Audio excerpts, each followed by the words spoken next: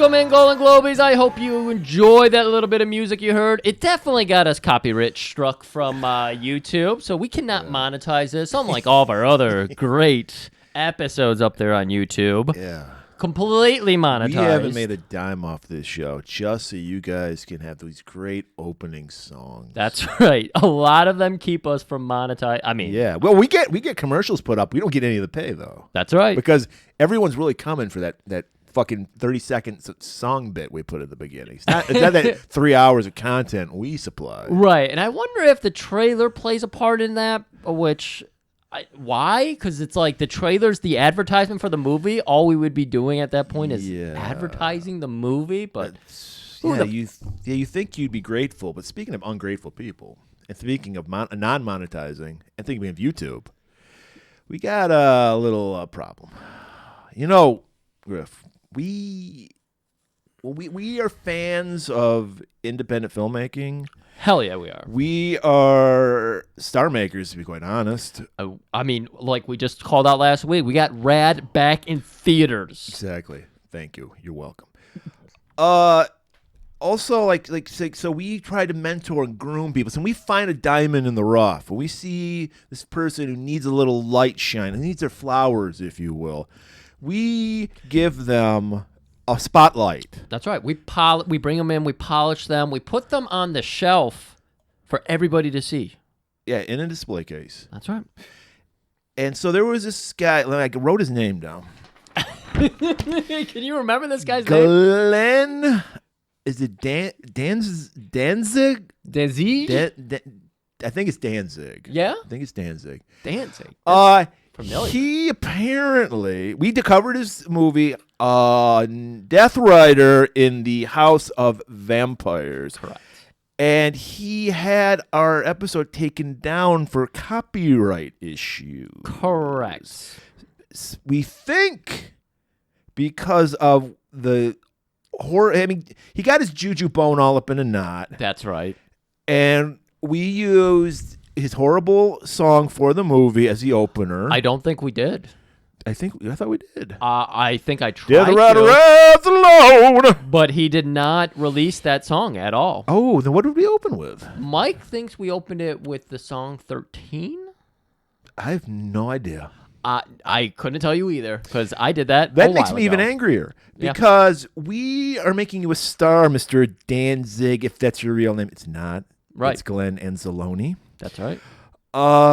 And you repay us by having, and as far as I know, who has gone to bat more for Glenn Danzig than you or I or Mike? Correct. And when we covered his movie and we tried to give him some suggestions, maybe zoom in a little less, maybe music. Cut a scene from 5 minutes to 2. Yes. You're a musician. You actually cut like a really cool little track to open the movie, and then you did no more music for the rest of the entire movie. I don't think I've ever seen an opening to a movie with no music. Yes. Yeah, it's interesting. It was. That's why we assumed, and now I'm taking it back. We assumed he was a misunderstood genius. I think he's an understood asshole now. Oh man. And it's funny that this happened because literally the day before you apprised me of the situation, I was like, God damn it! There's the 5 cents we were going to make off that episode is in the toilet. It's in the toilet. I had watched the Red Letter Media review of Death Rider purely coincidentally. And first of all, I get sideburns. Red Letter Media guys, you've been coasting on the Plinkett thing for a long time now. Very long time. I'm giving you your flowers. The Plinkett stuff, genius. You broke down what was so wrong with the Star Wars prequels, and I give you your flowers for that. You have been coasting on for your review of Death Rider. Horrible, boring. 15 minutes of complaining about sound editing. Right. And it's just like and on top of it, you're not even pleasant to look at. Like at least Griff and I are at least sexy and intelligent. We are batting the women off of our age. We don't shoot for 20 years younger than us, 10 years younger than us. No. 10 years I'd go for. But yeah, 20 years, no. No, we're not fucking around with that kind of action. No, Yet, I want a woman, not a kid. we keep ourselves to radio. I was going to say radio silence, video silence. You know, Theater of the mind. We just allow. We don't want to distract. Yeah, we allow you to imagine how beautiful are with our beautiful blue eyes. Our Exactly. Great hair. Yeah, what's left of it. But yeah. So Red Alert Me, guys. And then I look, and they have like almost 1 million views. And it's like, this is trash. It's loud. And I get like, some people, we live in a world where people don't have patience. Yes. Except for, I'll say, I want to give a shout out to one of our longtime listeners, Aaron. He said, make them longer. I love it. He's like, it gets me through the workday. I hear you, Aaron. Or we'll make sure this one goes 5 hours. Yeah. But just the opening. But it was 45 minutes, and it was just literally scenes of them on their couches watching the movie and saying unfunny Wait a minute. things. It's the other YouTube show that we shit on who's got thousands of videos. Yeah, is that it? Is that what's keeping us down? We're not just sitting in a Barca lounger with a like IPA in our hand. We always joke around about Keanu and John Wick being the most boring action star ever. Is it? And you say it's because the audience can project on him because he's whatever zero? they want. Yeah, Is that what they see?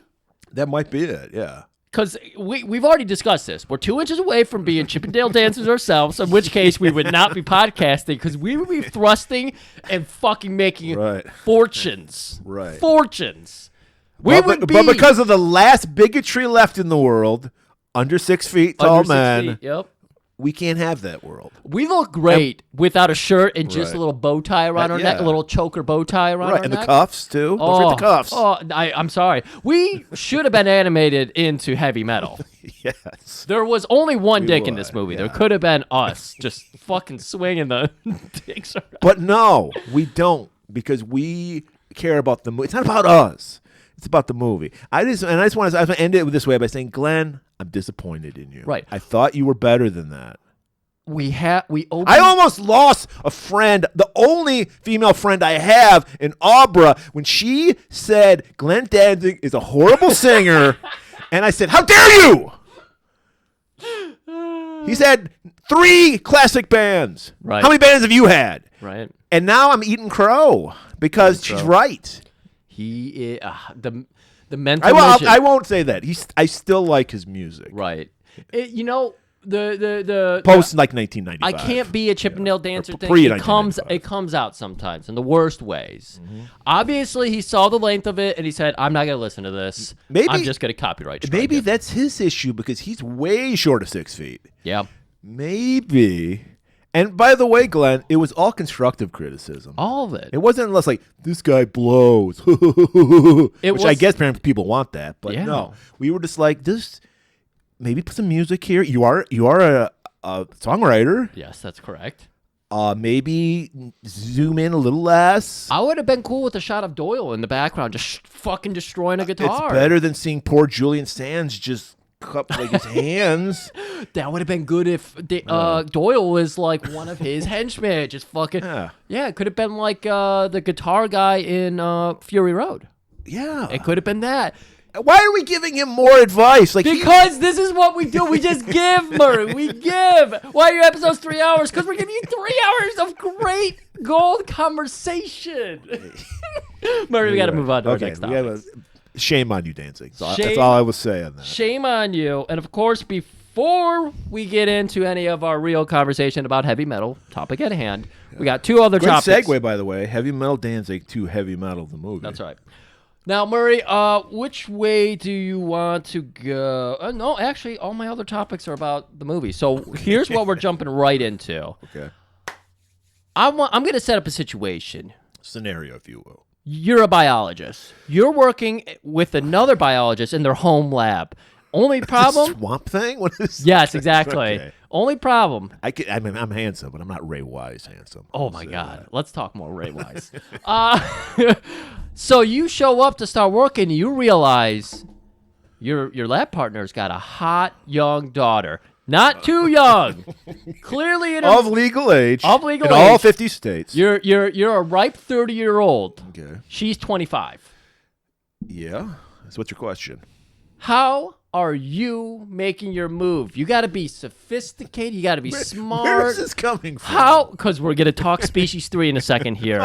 How are you making your move? Are you going to set something up? Just off the bat, I mean, I think I would like let it play out a little. I mean, like first day, I'm going to make a move. Second day. I wouldn't do that. I'm slow and steady, I think. Right. So what do you think? First of all, I gotta have some kind of inkling that it's reciprocated. Oh yeah, she made an eye at you on the first day. Oh yeah. So you're thinking, okay, maybe you griff around her stuff, figure out what she's into. You know, the CD she left out. I would never touch it. I mean, I guess technically you can't griff with just your eyes. You have to touch to be a true griffing. I mean, I was just looking at the CDs and it turned into griffing. So you're the one who defined it. So that's right. Yeah. Well, no. If it's like you were going through the CDs, as I remember, that's no. Mm-hmm. But if you just, I mean, the front, yes, you have eyes. You can't help but see that. If it's disturbed, then I'm like, okay, it's okay. You can look, but you can't touch. Sure.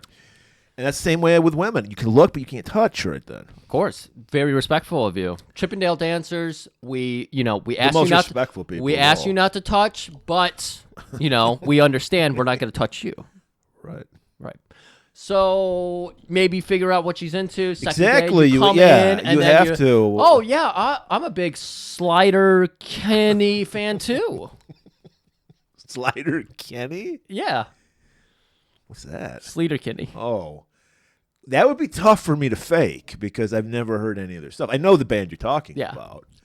But would she be wearing? You think she'd be wearing a Sleater Kenny? Because that's the cool thing for like, the nerds do like their indie rock, so they'd be wearing, or they like metal. It's like that kind of weird thing. The guys would wear like a death metal shirt. Girls would have like an indie rock. So you're not gonna ask her name 5 Sleater Kenny songs? No, I would not, because I wouldn't know that. I have to always have the high ground. Yeah. No, I wouldn't do that. Well, Murray, without further ado, I'm gonna give you the correct answer. Okay. I need to know it. In Species 3. So this girl is being confined in this house, and is she a species alien? She was. Okay. I've seen the first one, and I think the second one. Oh, I've never seen the third one. They just go from like, hey, we have an idea. Is this a Mike Plex movie? Yeah. Okay. He's got all 4 of them up there for some reason. I didn't know they had 4. Yes. I decided I'm gonna watch them, and so I watched 3 this morning. For some reason, they jumped it from being a 90-minute movie to almost a 2-hour movie for the third one. Yeah. And I was like, why is this movie still on? It was like there was nothing that they had left to say in this fucking movie, but they just kept going. So, go on with your story, but I watched a movie last night similar to Species, but we'll get into it after you. So here's how this guy, on the second day he's meeting this woman, the lab assistant, his lab partner told him, oh yeah, my daughter's not into you. She's not into guys like us. We're not good enough for her. And so we took that as a challenge. Because he's like, I'm 30. I'm a biologist. I'm fucking handsome. My name's Dean, for fuck's sakes. So she comes home. He's in their living room. It's nighttime. Okay. Couple glasses of wine set out. In her home? In her home. Okay. Because he's been working there. So it's not weird that he's there. Okay. And she sees him sitting down. White, creamy white turtleneck, fireplace roaring, nighttime. That's fireplace. Yeah. The wine. He's in an easy chair, and in front of him on a little table, chessboard all set up. Wow, get to her through her mind. Beckons her over. She sits down. What is this? Oh, it's just a little game called chess. It's an intellectual sport, a little brain tease, if you will. She's like, but I don't know the rules. Well, the rule book's right there, but I'll just teach you as we go. No. She flips the book open, which is nothing that's been covered in the previous 2 species, that they can just scan a book, open it, and learn it. It's evolution. And so she just starts making moves. Your move, geek. It was a good attempt. It didn't work, but it was a good attempt. It's a nice attempt to make it like, I'm interested in your mind, not your body. That is a good move. Yeah, with the turtleneck. Turtleneck, and the fucking says intellectual. The fireplace. The whole room was just lit by the fireplace. Did he have like like some sherry or something. And you know what? They didn't. Goblets that your hand warms. Yeah, they didn't really. The wine was just a set piece. They didn't really. But yeah, it should have been something he was, really trying to mansplain things to her. Right. But no, he didn't. He was. So he struck out. Struck out. Check mate. Excuse me. Check not mate. It took her. You're not mating. It took her 3 moves to checkmate him. Wow. So Queen's Gambit. I don't know what that means, but I'm throwing it out there. All right, Murray. Oh, you had. Oh, I watched it with the first. I've known about this movie for the longest time, but it was on Internet Archives. It's called Xtro. Have you ever heard of it? XTRO. It's an alien movie too, and it's about a guy who gets abducted by an alien. He's got a wife and a kid, and he disappears for 3 years. They don't know that he got abducted. They think he's abandoned the family. Comes back, and it's like the weirdest thing because how he comes back, like a creature starts to like come like it's like I don't know how to describe it. It's like it's just from the ground it starts growing, like coming together. And what they did was, because it's a very low budget like British horror movie, sci-fi horror movie, they had a contortionist, okay. And what he did was, like, instead of walking on all fours, he did reverse. So like his always like his front is like pointing up. Yeah. But he's walking on his like feet, and they put like a monster like mask on the back of his head. So it looked disconcerting. It was gross looking. Yeah. But okay, so there's this creature. I don't know. Is it the dad? I don't know. It goes into a woman's house, gets on top of her. And then this dick-like appendage comes out. I don't know where it's coming out because it's like really close up. And I'm like, oh my God, it's gonna like rape her or something. No, it's obviously this movie was kind of influenced by Alien because instead it's like a face hugger. It went on her mouth. Oh, okay. So, but it was like a dick-like thing with like a sucker thing on the end, and it was on her mouth, and it impregnated her. Okay. All right. So like overnight, she's got this gigantic belly. And then she gives birth to a grown man, the father. He's like ripping out of her, literally ripping out of her, like coming out between her legs. She dies, obviously, because of that. And then it gets even weirder after that. It's on Internet Archives if you want to check it out. Xtro. EXTRO. XTRO. That's right. Xtro. Oh, just X. Yeah, just yeah. Fuck, man. Yeah. Did you hear about, because some of the March Madness is taking place at Little Caesars Arena. I heard about that, yeah. Did you hear about a representative? No. Who happened to be near the airport? Tim Allen? He's our Milford state representative. I don't know if he's in the House. Yeah. Okay. So, Milford.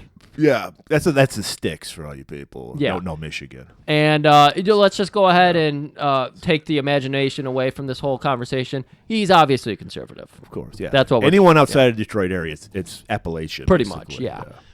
He happened to see some buses lined up outside the airport. And what do you think he said? The Democrats are bringing in more foreigners to start voting for Biden in the upcoming election. Now. This just happened. They're using March Madness as a cover? So what it ended up being, why I brought up March Madness, it was the team's buses to be taken from the airport to Detroit for the tournament. And he thought they were all these black kids looked like foreigners to him. I don't know if he saw the kids. He just saw the buses and said, they're bringing in the foreigners finally. They're finally doing it. It's happening here in my backyard. I get to be the conservative hero, points it out. People, this is our representatives. You get the government you deserve. For real. This fucking moron thought the buses for the NCAA basketball players was a bus full of foreigners. 3 buses full of foreigners. That's pretty much going to change the vote right there. Heavy metal. This is April animation, Action Animation April. We're kicking it off. You guys wanted it. You're going to get it whether you like it or not. Like great demand, yeah. So, of course, we're starting out with heavy metal. Everyone knows that's the ultimate in adult animation. Yeah. I mean, it's one that's been lingering out there. I've known about it for the longest time. I've seen that cover with the metal woman. Yeah, that's like every fucking cover. Heavy metal is a robot with tits. Yeah, basically. And no robot with tits. No, we get no robots with tits in this movie. Deadmau5 has a lot to thank for this movie, though. Yeah, Heavy Metal Magazine. Have you ever read Heavy Metal Magazine? No. I've got like a handful of them in my collection. I was never big. It started in France. It was a magazine called Metal Hurlant. Okay. Which I believe is heavy metal. It's French. I don't know. Our French guy who commented on Revelation Roads. Maybe you can tell me if that means he didn't comment on Revelation Road. That was Ilsa. Yeah. Sorry. And so, it was like it's comics for adults because it was mainly like European artists and shit. Right. So it's highbrow because it's got titties in it. Right. This is amazing. So they decided in like 80, 81, Ivan Reitman of all people, a director of Ghostbusters. Oh. I think he produced this movie. I don't. Can you direct a cartoon? I don't know how that works. They still do directors for cartoons. But he decided, hey, we need to get this happening out here. Canadian Ivan Reitman, because that explains why there's a lot of SCTV alumni. John Candy, Eugene Levy, Joe Flaherty. Yeah.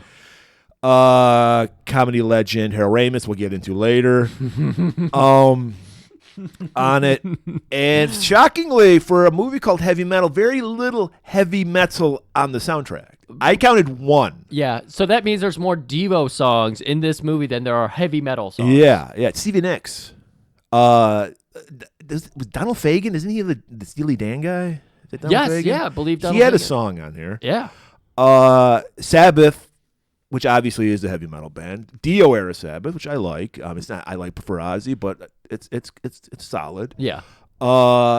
And then like Sammy fucking Hagar, like what the fuck? Get out of here with that shit. Heavy metal. He didn't do that one. Yeah, no. He did the one. Heavy metal noise. Yes. Well, he got it right with the noise part. Yeah.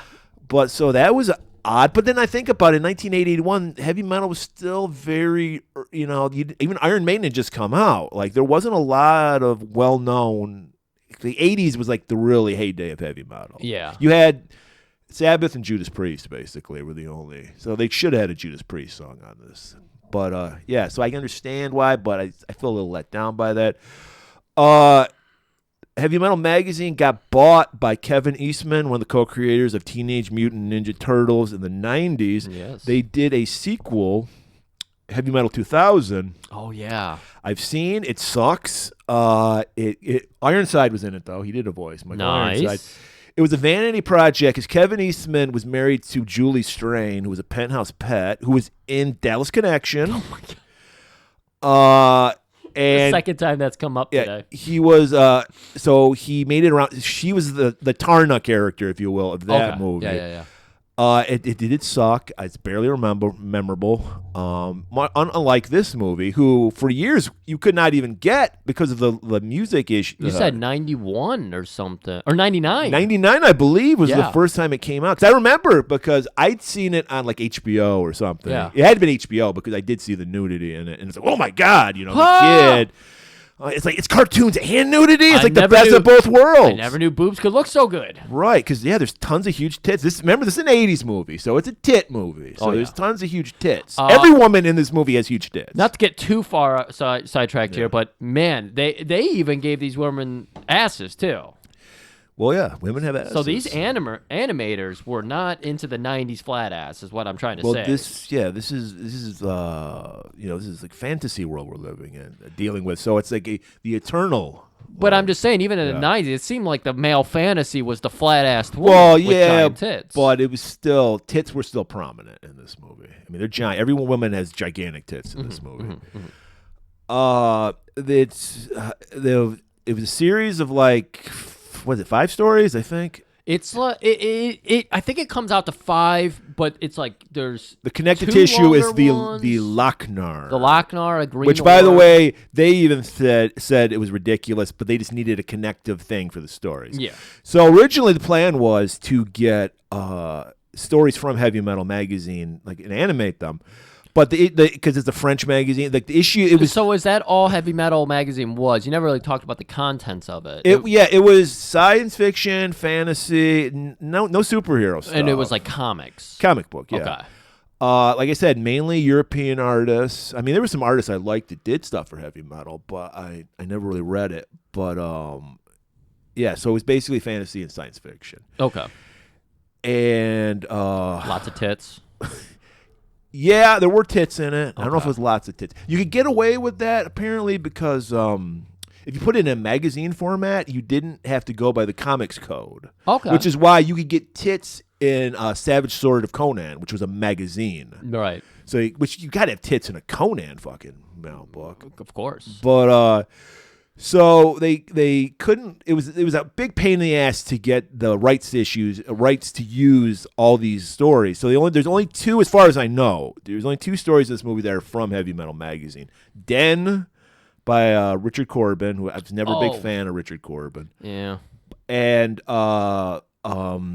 Captain Stern by Bernie Wrightson. Yes. Bernie Wrightson, one of the co-creators of Swamp Thing. There we go. Great artist. I met him years ago. He did I don't think it was a comic book, but it was an illustrations for Frankenstein, the book. Okay. Fantastic. Like, it's like so heavily detailed. Like, there's like a picture where Dr. Frankenstein's at his lab and it's like Rube Goldberg, like all that shit, all the shit you see in the Mad Scientist. Yeah, like the glass pipes and all the that beakers shit. Yeah. Oh, that's so cool. So check that out. But check that out. No longer with us, Bernie Wrightson.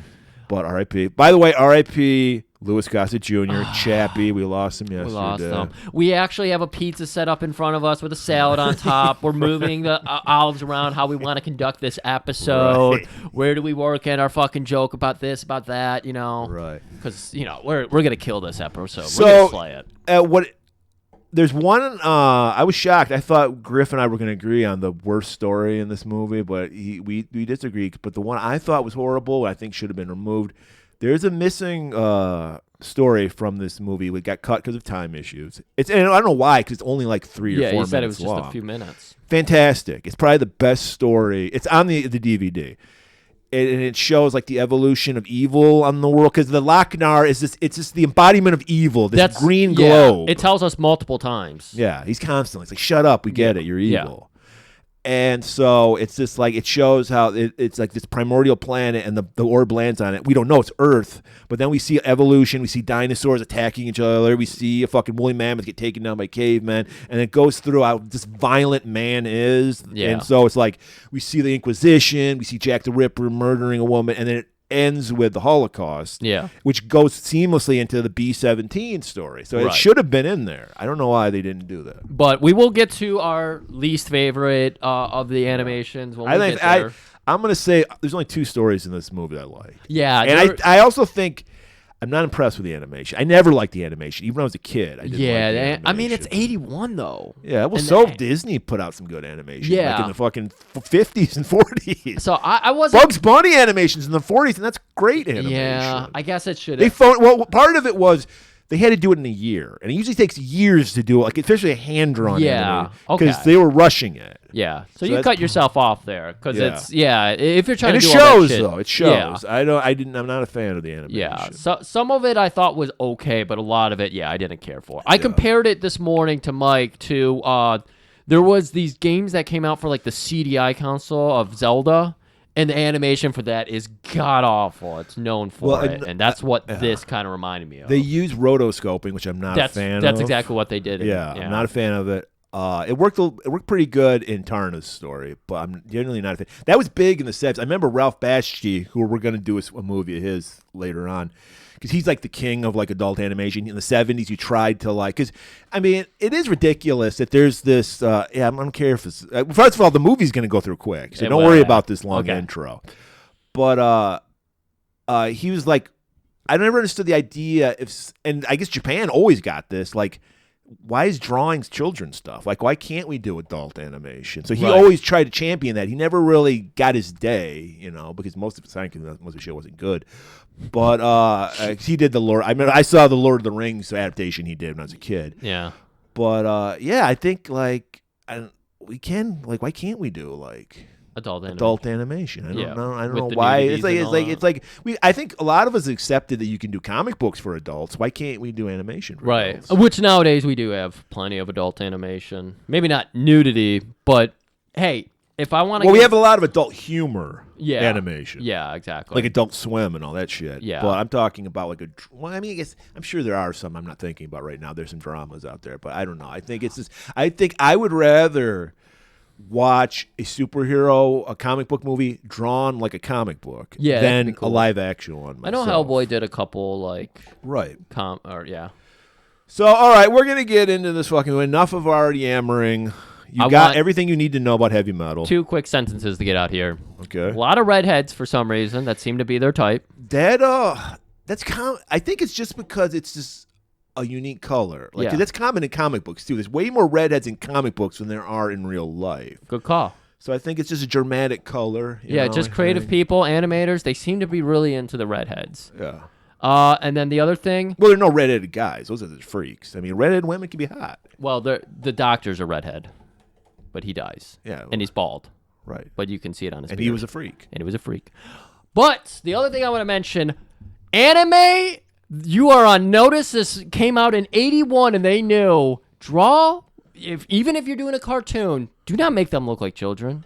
Make them look like fucking women. Right. Put a merkin on that thing. Hentai anime is in trouble because they constantly are putting out these women that look like children. Why is that? Is it because Japanese men prefer their audience must be, or is it just laziness? They're like, you're not drawing hair. No, I think there's an audience that's into it, and these people want to defend it. Well, she's 30 in the show. She says she's 30, but she talks like a child. Well, in their defense, most 30-year-olds don't have pubic hair anymore, so this all I wanted to say was this animation to give us lots of bush. That's basically what Chris trying to say is bring the bush back for animation, people.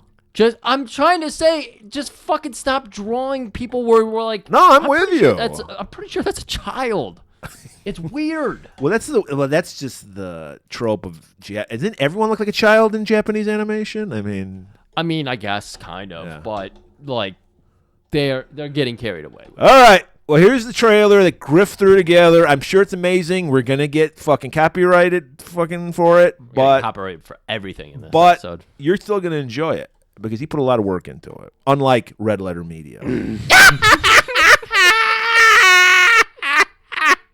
That's what you people want. You want cackling fat bald guys. Well, you're not getting it. You're getting this trailer for heavy metal. Go along. Why? Hey, perfect time. Hey, Pia, check it out. I see that you're enticed by my daughter's awesome rocking tits. Yeah. Then bathe with my daughter in the fountain of Varnoth. Appease the gods by lathering her boobs with soapy suds. Okay.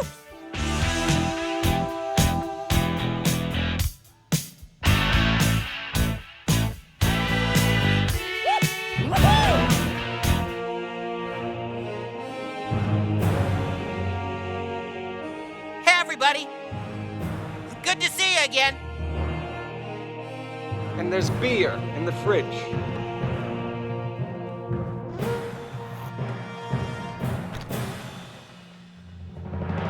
Hold! You cannot yet caress my daughter's awesome boobage. Huh? How come?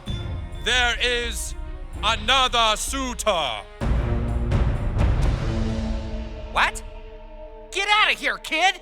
Whoa, whoa, whoa, whoa. You're too young for this stuff. This must be decided at the breastiary in Nipopolis.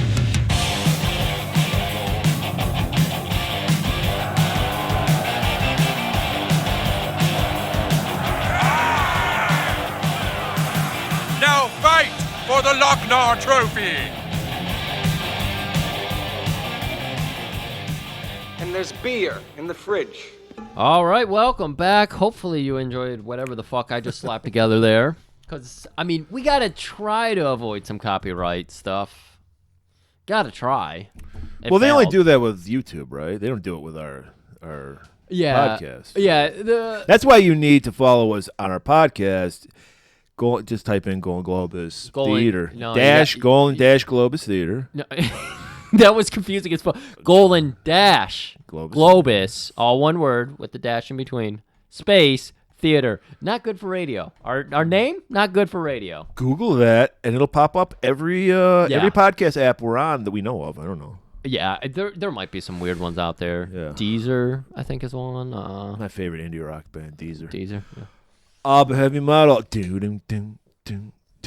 Bam, bam. Very unheavy metal. I'm Very- like, I'm waiting to headbang, and I'm not getting it. There's some good. I bass in actually, this, I though. got to go back and check Heavy Metal 2000 because I bet there's a lot of new metal on that. Oh, you think Because it was 2000, remember? Oh man, you know what? Keep going. Keep going. Okay, I'm gonna so look up when the we soundtrack. start out, it's a sci-fi. Obviously, it's Heavy Metal. I said was sci-fi. So we have the space shuttle, and we get that. It's like I don't know what they're doing. Is it like they're filming real objects, right? And they're animating over them. It's kind of like rotoscoping. Yeah, that's what it seemed like, especially here, because it had that look to it completely. So you see the space shuttle, and it releases a convertible with an astronaut, and he starts entering into Earth's orbit.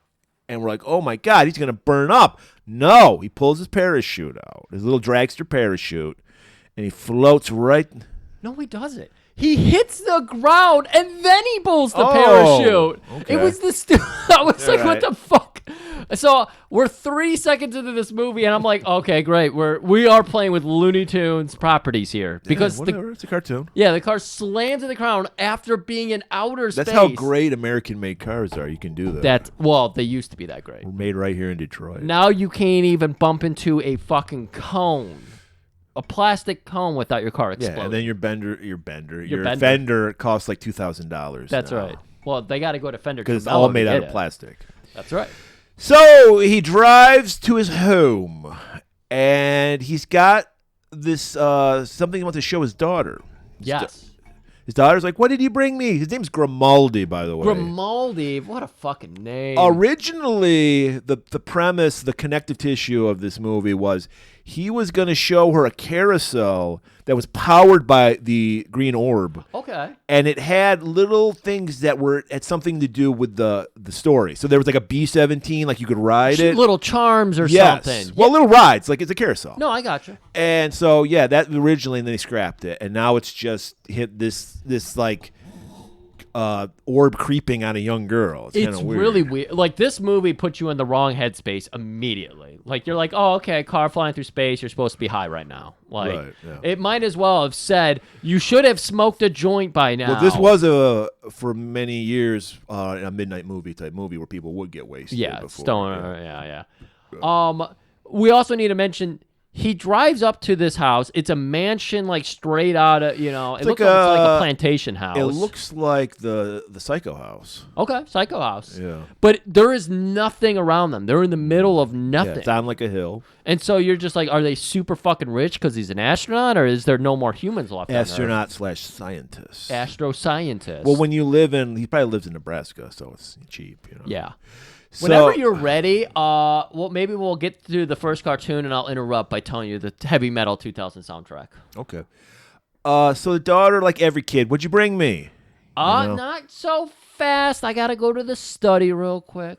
Right. That's where we're gonna check out this cool thing. He's got the thing, the space space age holder for an object. Space purse, yeah. Space purse. That's right. Yeah. Opens it up, and there's the green orb, the Lochnar. And he's so excited about it. And I mean, through most of this movie, the whole idea is if you touch it, you melt, but it's usually just lying in wait. This time it activates itself. Yeah, and the guy, right before his daughter's eyes, he just melts away. And then it's kind of a pervy fucking. I mean, he is evil. It's the sum of all evils. Yeah. And he goes, "Do not try to escape. You are under my control. I am the sum of all evils. Look carefully. See how I destroy their lives." And then we go right in our very first story. Griff, what was on Heavy Metal 2000 soundtrack? Fuck you. FAKKU. The band was called Fuck You? And the song was also called Fuck You. Is Rob Zombie's brother's movie band, Spaceman 5000 or whatever on there? It doesn't appear. I'll go through the whole thing, though, Murray. Okay. Silver Future by Monster Magnet. Okay. I kind of remember that I one. saw them open for Soundgarden like 35 years ago. Missing Time by MDFMK. Don't know. Immortally Insane. Sounds very new metal-ish. Pantera. Oh, okay. Inside the Pervert Mound. Is that right? Zombie? Song? Zilch. Zilch. I never- don't recognize most of these bands. Well, yeah, most soundtracks have nobody bands. I hope you can get this one. Dirtball. Puddle of Mud? Insane Clown Posse and Twisted. How dare I not know that?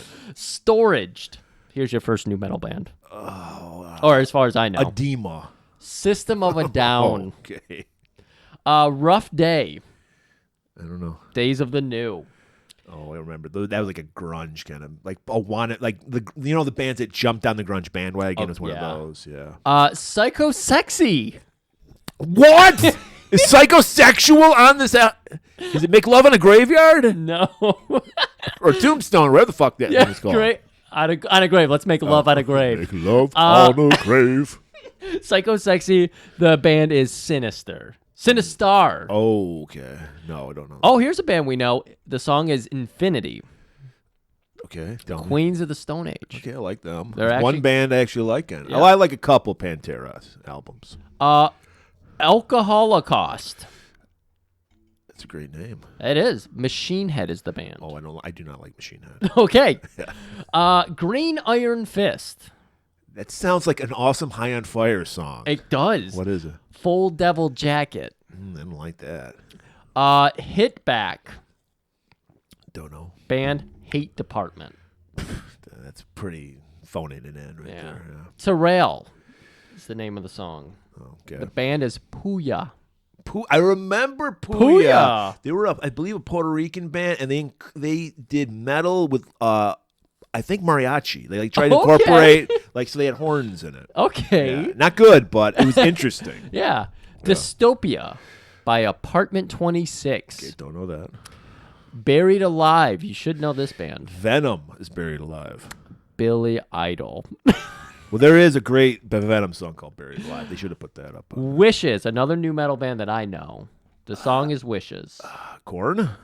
Coal Chamber. Oh, okay, I know them. This is an old band. I think a 70s band. Dogs Vapor. Dogs Vapor. Three Dog Night? Bauhaus. Oh, okay. They're 80s. 80s guy. okay. My bad. My bad, everybody. I'm sorry. Well, I think I'm they so came sorry. out in the late 70s. You might have been right. So there you go. That was your soundtrack All right. to heavy metal. We 2000. extended this episode another 5 minutes. Hey, what'd you say? Alex, he asked us to. Aaron. Excuse me, Aaron. I'm so sorry. Harry Canyon is our first story. He is your classical modern boomer who thinks he can do everything by himself. Classic New Yorker. He's the smartest person in the world. You just want to go for New Yorker? Yeah, he's got that New York arrogance about him. He's like I give him points for drawing like a schlub. He's got like a comb over. Oh and yeah, shit. he's a total schlub. But like Eddie, he gets a noir story. Yeah. So first it starts out. We see a crew. We see the father Grimaldi excavating this area. They're like, it's like Indiana Jones. They're like digging up shit, and we see like they got much like we're dealing with now. They have some illegal aliens, literally aliens, doing the hard work, digging, while the white man just stands there and watches. I liked all the equipment they drew on them too. You know, they were like Jawas. Kind of. They were they had like this big routed out equipment with like the witch doctor beaks and shit, or plague doctors. Yeah, doctors, they were pretty cool looking. And then they get a big like earth mover. It's digging up, and we find the Lochnar. That's right.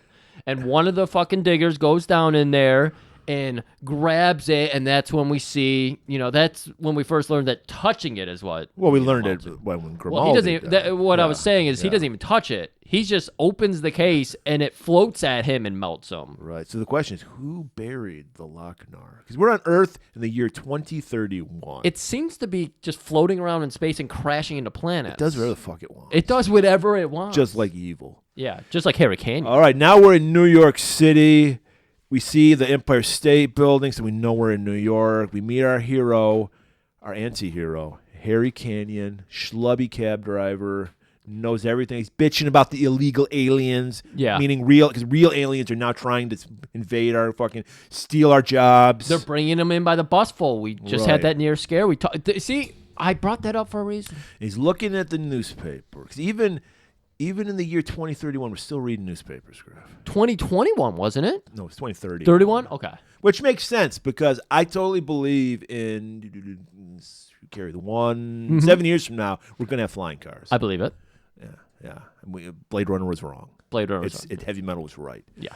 So he's reading the paper and he sees an exhibit for the Lochnar that was discovered by this scientist. It's going to be July 3rd, 2031 at the museum. Yeah, like the 2nd through the 31st at the museum. So, of course, it's going to be in town. We got a guy who's just, he's asking, searching for a cab. So he's like, all right, suspicious looking character, but Harry, he doesn't profile. He's straight out of Quincy MD punk rock episode. Right. He's got a mohawk. We're like, something's wrong with this guy. He's got the studded vest and everything. Griff, you're not on the mic. Are you pulling a pigeon? I'm just yelling. I'm just. So he's like, "Hey man, take me over to new CBGBs." He wanted to go to the UN Hall. Oh right, because it was like a tenement building or something like that. Yeah, Harry's like, fucking government turned it into low income housing. And again, this is like the libertarian government getting involved in everything. We see in the background a poster for Jaws 7. Yes, I'm glad you know. See, that's what's cool about this movie is they did try. Which is shocking that in 2031 we'd only be at Jaws 7 because Jaws 4 came out in like 85. They took a break. Yeah. Well, look at what we're doing now. It's like we just talked about Species. Species 4 came out like 8 years ago. They're thinking about it. They're sitting on it. They're like, how can we make a shark story more interesting? How can we put a laser on it. Of course. So he's like, hey, I don't judge. Get in the back. You got the money. I got the car. So the guy gets in there, and of course he shouldn't have trusted this guy because he's a mohawk. Immediately pulls a gun on him. Yep. Give me your money. And then Harry's got a little trick up his sleeve. He doesn't have just a gas pedal and a brake. He's got a laser pedal. That's right. Flicks it up, steps on it, incinerates the guy. That's right. Catches the gun as it's falling because it was in his head. Right. And he pops it into the glove box and he just carries on. Stupid fucking assholes. Nobody touches Harry Canyon. Unless I give them consent. Over at the museum, we see the old man who found the Lochnar getting thrown through a fucking glass door. Right. Yeah. Darby Allin style. And then we see a hot babe following him. Dad, no. Ah! Redhead. That's basically her. She has no name. It's just redhead. Yeah. She is drawn, man, like she came out of a Lord of the Rings, fantasy story, because she's got like a little tunic with a belt over her waist. It's and like futuristic. Yeah. And then like thigh how we're going to be dressing in 7 years, Groove. I mean, get measured for your thigh highs. Oh, the men are gonna dress that way too. Well, right. Well, there's no genders. Come on. Harry's old school and is wearing a Tommy Bahama shirt because, like you said, he's a schlub. He's got the fucking comb over, bald spot in the back. So this character Rudnick, the kingpin of crime, comes out. I want that fucking Lochnar. I like that Lochnar. The dad's like, run. So she runs away and grabs the first taxi cab she can. She got to get the fuck out of there. It's Harry's cab. Just so happened. She's begging for help. Usually I don't open my door for anybody. But something because her knockers Big pair of tits. Yep. Step in it. Again, this is a noir story, so he's doing this. Dame's got these fucking tips dripping all over my cab. I'm letting her in. She's got knockers for days. Knockers for days. So she jumps in, he takes off, and she's telling him about the Lochnar. They want the Lochnar. And he's like, whatever, I want to lock your knob, babe. And he's like, I don't want to get involved. Yeah, there's a police station right around the block. I'll take you there. They'll handle this situation for us. And she just faints. She faints because he wanted to just drop her off. Right. But now he doesn't want to get involved. This is where we get our first pervy moment of. We get the upskirt. So, yeah. Tasteful upskirt, everybody. Is there such thing as a tasteful upskirt? No, of course not. But he is, I've got to say, for Harry, who we've both mentioned, is a schlub and a Tommy. But very confident for a schlub. Oh, my God. He's a New Yorker. Of course he is. Got that arrogance. We make the best pizza. Water. He got a hot dog at one point, put no condiment on it. He took a bite and it dripped. It's fucking those fucking alien hot dogs. Alien hot dog. So he has to carry her in, and suddenly her little tunic that could barely keep her ass He's in. got her slung over his shoulder. Yeah, is long enough now to cover her ass. Oh, was it? I thought they were doing a little another tasteful upskirt. No, it was just in the back of her cab, his cab. And so he's knocking on the police door, and you have to be buzzed into a police station now. Right. And they look at her like, we got no fucking, another vagabond or whatever the fuck they complained about. I think this was John Candy. Yeah. Yeah. Well, first, this has made me proud. We get the scene. We're walking into a police station. We know. Prostitutes. Harry, I see you. That woman tried to kiss your ass. I'll do it for 20. And then he walks past them, doesn't even acknowledge them. Goes up He to flipped them off. Oh, wow. Yeah. Goes up to the guy, the cop at the front, and it's John Candy, and he does multiple voices in this movie. Oh, okay. And he's just, no, I don't care. You said her father got killed. Fucking great. Line him up. He's I don't like, give a shit. it'll be 30,000 chrono dollars. Up chrono front. dollars, people. Up. So you know what that says? Cryptocurrency did happen. Cryptocurrency did happen. Yeah. The police force, libertarians' wet dream, is completely privatized at this point. You have to pay up front to get a crime solved, and they don't even promise to solve the crime. You just pay for nothing. So Harry, just like our favorite hero, John DeHart, puts the quarter down. Hey there, buy yourself a personality. I guess I'm solving this case all by myself. So he takes the girl home. He's doing the thing where he's like, I'm stuck with this sexy broad now. What am I going to do with her? God, I can't wait to get rid of this broad. Like, I can't imagine any woman who watch this movie be like, this is a good... No, this whole movie is male fantasy. Oh, it's that's heavy metal in general. Yeah, everything about heavy metal is male fantasy. Right. So he's just like... A certain type of male. Yeah, this. Oh my God, talking about what an arrogant douche this guy is. All right.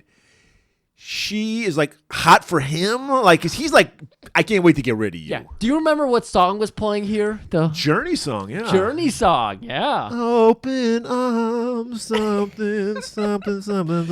His apartment's disgusting, of course. He's a slub. Yeah. Did you notice the sandwich? I did not. I took a screenshot for you, so I'm gonna send that to you so you can put that up. Dripping too?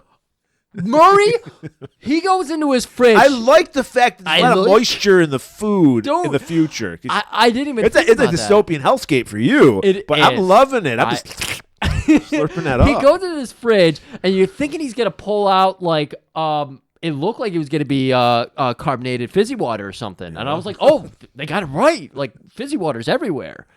Yeah. You're drinking a sugar-free Coke right now. Yeah.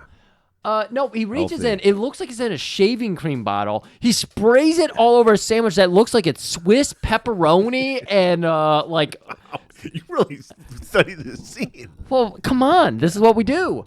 We do. And so again, this is why I'm sending it to Murray. So this is you what guys, Red Letter Media doesn't do. You guys, yeah. Well, no, that would get in the way of Fat Man. You got to have that in there for at least 3/4 of the episode. Yeah, right. So, yeah, he makes. First of all, it's fat bearded guy. Fat bearded guy. There's fat guy and there's fat bearded guy. Yeah. You can't remember their names. Yeah. Beard. I do. Fat guy, bearded guy, fat bearded guy. Skinny guy. He's bearded guy. Oh, he's bearded guy. Yeah. Okay. Yeah. Shit, I was out in public yesterday. Nothing but fat dudes in cargo shorts and hoodies. Spring is sprung. Yeah, I saw that when I picked up a pizza. I saw a guy. I was like, oh my God, like, why people leave the house dressed like that? and we're not even like, we're schlubs. And we're like, God damn. So while self-respect. While Harry Canyon is making his delicious, awkward sandwich with maybe shaving cream on it, probably Miracle Whip, he is also asking woman, because she has no name. Again, another thing that I'm sure women would love about this movie. Yes, seriously, I think no woman is called by her name in this entire movie, except the one cool woman. Yeah, but I don't think she's even referred to as her name when we hear her name. But I don't think everyone never talks. I thought we heard the village others say Tarna is our only hope. Oh yeah, but I mean, what I'm saying is she's never spoken to with her name. Oh it's yeah. Elder is the only person. Yeah. Because he's the only respectful person. Right. So he's asking her, "What's the deal? Why did these people kill your dad?" And she tells him about the Lochnar. Right. The Venusians are really hot for this Lochnar because they had special power. They believe it's ancient, the special It's part of their power. religion. Yeah. She starts going on. And he's like, "Hey, babe, I just had a sandwich. I gotta fucking go to bed." It's fucking 4 p.m. So does Harry work like the graveyard Yeah, shift he or might, something? yeah. So Cabby probably took over his cab from Escape from New York. You know, Yeah, right. And so he was like, "Look, that's great. I got to hit the hay, you know." There's a couch over there, and there's this line read that both times I watched this movie, it's stuck in my head.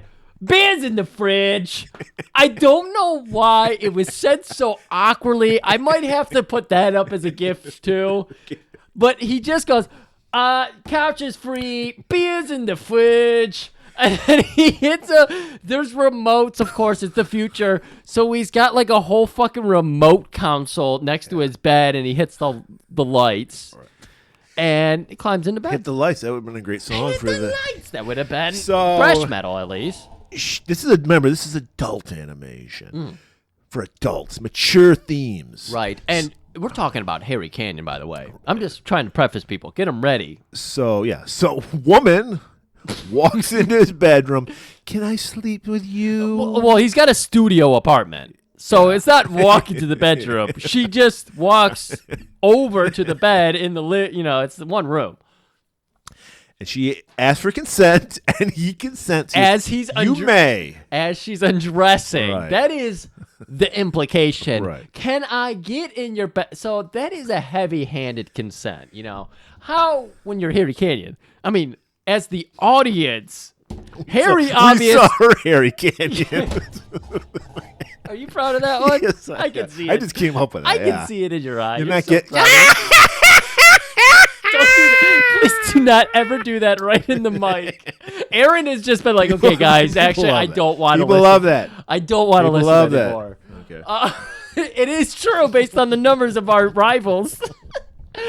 I just enjoy that Harry was just like, "This happens to me every other fucking day." Yeah, he's just like, "Yeah, I rocked the world. Big deal." Oh my God. So, of course, she gets in the bed, and he's like, "Yeah, sure, if you want to." And he's actually playing hard to get a little bit. He turns the other shoulder, so he's not facing her and, like, checking out her bod, because he does this every other day. Yeah. He's Jerry Seinfeld. He's fucking some new broad 3 times a week. Right. He's fucking way out of his league. Yeah, and he's- 90% of New York, he's fucked them. Yeah.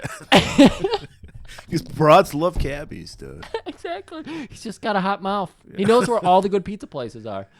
And so then she comes over, starts kissing on his neck, grabbing on his flabby chest and everything. "Oh, is that chest cavity?" And it turns him over, and he's like, "Oh, I gave it to her all He's night." like, "All right, if we got to, get it over with." Yes, and he's like going into a monologue. So, we're in her thoughts. "I don't know what this broad saw on me. I got hotter chicks on last Thursday during the Knicks game. But here we go. I'm giving her the ride, and she's really into it. I'm thinking this is probably her first New Yorker or something." Going crazy for me, so I gave her the stars and stripes forever. See, that's a great line. Next morning, she's gone. She's nowhere to be seen. She fucking pumped and dumped him. I was like, okay, now we're really seeing the male fantasy of this. He literally just imagined it. It is just wet dream all over the place. Like, his whole fucking bedspread is stuck to him, right? Yeah. No. The cops are there, though. Right. "Where is that girl?" "What girl?" And he's like, "We want to know about that lockdown. If you see her, you tell us." He's like, "Yeah, blow it out your ass." Hops into his cab. I gotta start fucking work. So he does start work at a normal hour because daylight's already out there. Maybe So there's an eternal day. Maybe we don't get night good anymore. call. Maybe the Earth stopped rotating. that would be very interesting. Lochnar's here. All kinds of hell's breaking loose. So why not? So In his cab. hops in his cab, and a goon is waiting with a gun. And we recognize he's Goon. He looked like, what was that one comic? The Metropolitan or something? Transmetropolitan? Is that it with the little red Spider eye? Jerusalem? That's the character's name. Yeah, I'd never read it. Yeah. Yeah. Okay.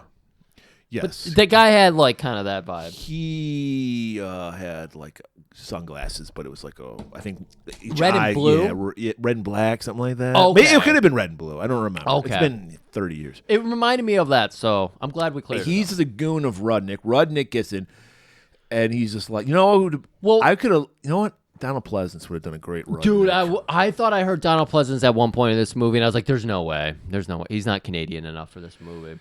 He did try to kill the one guy, and Rudnick said, you're not going to want to do that.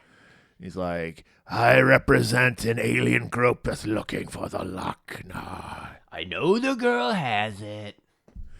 You find her, and we won't kill you. Well, he lights up a cigar. He's blowing the smoke. I mean, come on.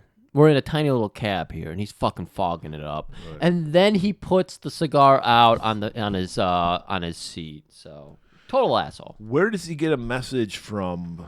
He's just driving around. This is when he's getting the drippy hot dog. Oh, right. There's a little drone thing, right? Yeah. So this is what they envision. Not that we would have cell phones or anything, or in our cars. Of course not. There is fucking old CRT monitors flying around delivering messages to people. The future. How did they deliver the message to people? How do they know where you are? The government has chipped us all in 2031. Fauci ouchie, yeah. The Fauci ouchie exactly was what. We probably just got taken off YouTube for that too. Yeah. Oh boy. They don't like the truth. That's right. So yeah, he gets this drone. Like tell them We're kidding, just for record. Right. You need to meet someone at the Statue of Liberty for a meeting. This is the scene with my drippy hot dog, by the way. He's eating it and turns to talk to this fucking monitor. And he's like, it must be her. So he's contemplating it for one half of a second because he's just like, she's a lot of trouble. I should stay away. But there's something about danger that gets my dick up like the Vicodin. Wait, is Vicodin? No. What's the dick drug? Viagra. Not Vicodin. Viagra. Oh. So, I don't know. I get mine from gas stations. But so it's got a tiger on it. I trust it. So, he drives to the Statue of Liberty meeting. Right. And he's on the Statue of Liberty. Well, he gets the goon chase. So. Right, yeah. Some goons. He picks up the tail. So, he's just like, so I got to take care of some goons. Right. And he, all of a sudden, he's got tail guns, come out of his cab. He stops paying attention to traffic because he's staring. Put it on autopilot or something. Oh, yeah, you're right. He did. Yeah. He did. He had autopilot on the cab. Everything in the future is autopilot. Thank you, Elon Musk. Thank you, Muskrat. We salute you. You're so smart. And Twitter's never been better. I saw something on IMDb that said this movie, Elon is a huge fan of this movie, and it might have inspired some of his ideas. 1,000% believe he is. Yeah, except Grimes the way women are treated. I don't know any of the other women he has slept with. He slept dated. with he has 12 different kids. Yes, I know he's been. You think he's a rapper or something like that? I know he's one of these guys who believes that he has the perfect seed because he's a genius. You misspread your seed. And so he believes that he needs to sleep with as many women as possible. But based on Grimes alone, I hear this thing where this movie influenced him. Grimes is not. He has no tits, as far as I can tell. He's diversifying. Okay. Yeah. So he takes care of these. He just shoots them. They blow up. No big deal. It really isn't. We just see that he's got cool jet rockets, lasers on his cab too. Right. The future. Shows up at the Statue of Liberty, and it's her. It's woman. She has no name. Right. And she's got the orb. She's got that little fucking space purse, like you said. And she has also heard the communique that Rudnick wants her at the 69th Street Bridge. That's right. In the future, there is, because you know why? Because the 59th Street Bridge got knocked down by a freighter. That's right. And they replaced it with the 69th Street. Topical, man. Topical. She's like, but she's a woman. She doesn't know how to negotiate, so she needs Harry. Right. And he's a New Yorker. New Yorkers know how to negotiate. Right. And this is kind of one where it actually works the other way, because it seems like she's doing like the foot thing and like, oh, I just need a man's help here. I can't negotiate a deal. I'm a widow girl. Her tits are just like fucking bouncing. Again, animation, so you can do things that aren't actually realistic. So while she's doing this, I'm a child type thing, her tits are just bouncing, and Harry, fog people, even Harry, who apparently is slaying the puss out here in New York. And he's already had this puss, too. I mean, it's been really good. Because he wants a second dip in there.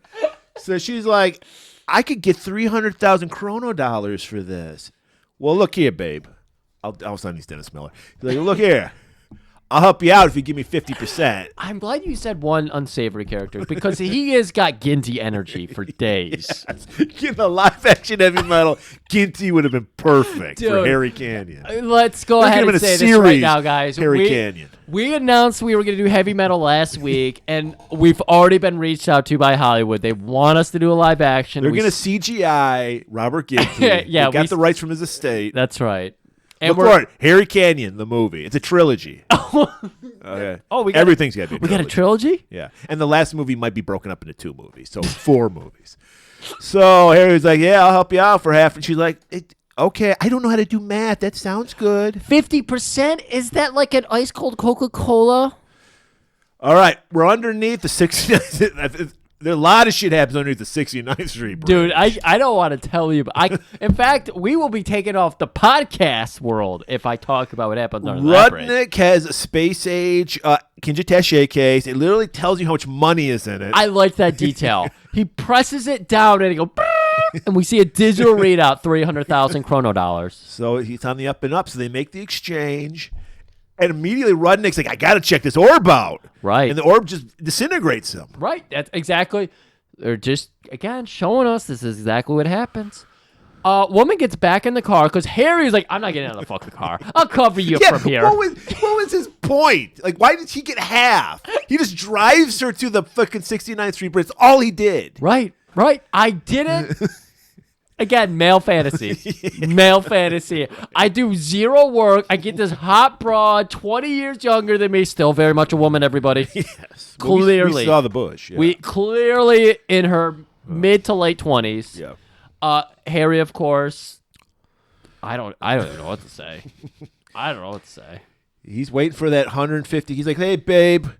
We can finally go to the Bahamas. I can wear this Tommy Bahamas shirt. It makes sense. Because she was all about, like, after this is done, we can run away together. And he's like, great, let's do our vacation now. We'll go to the Bahamas. But remember, this is a noir. And you can never trust a woman in a noir. Broad is what there's, or dame. Broad or dame? Dame? Okay. Yeah.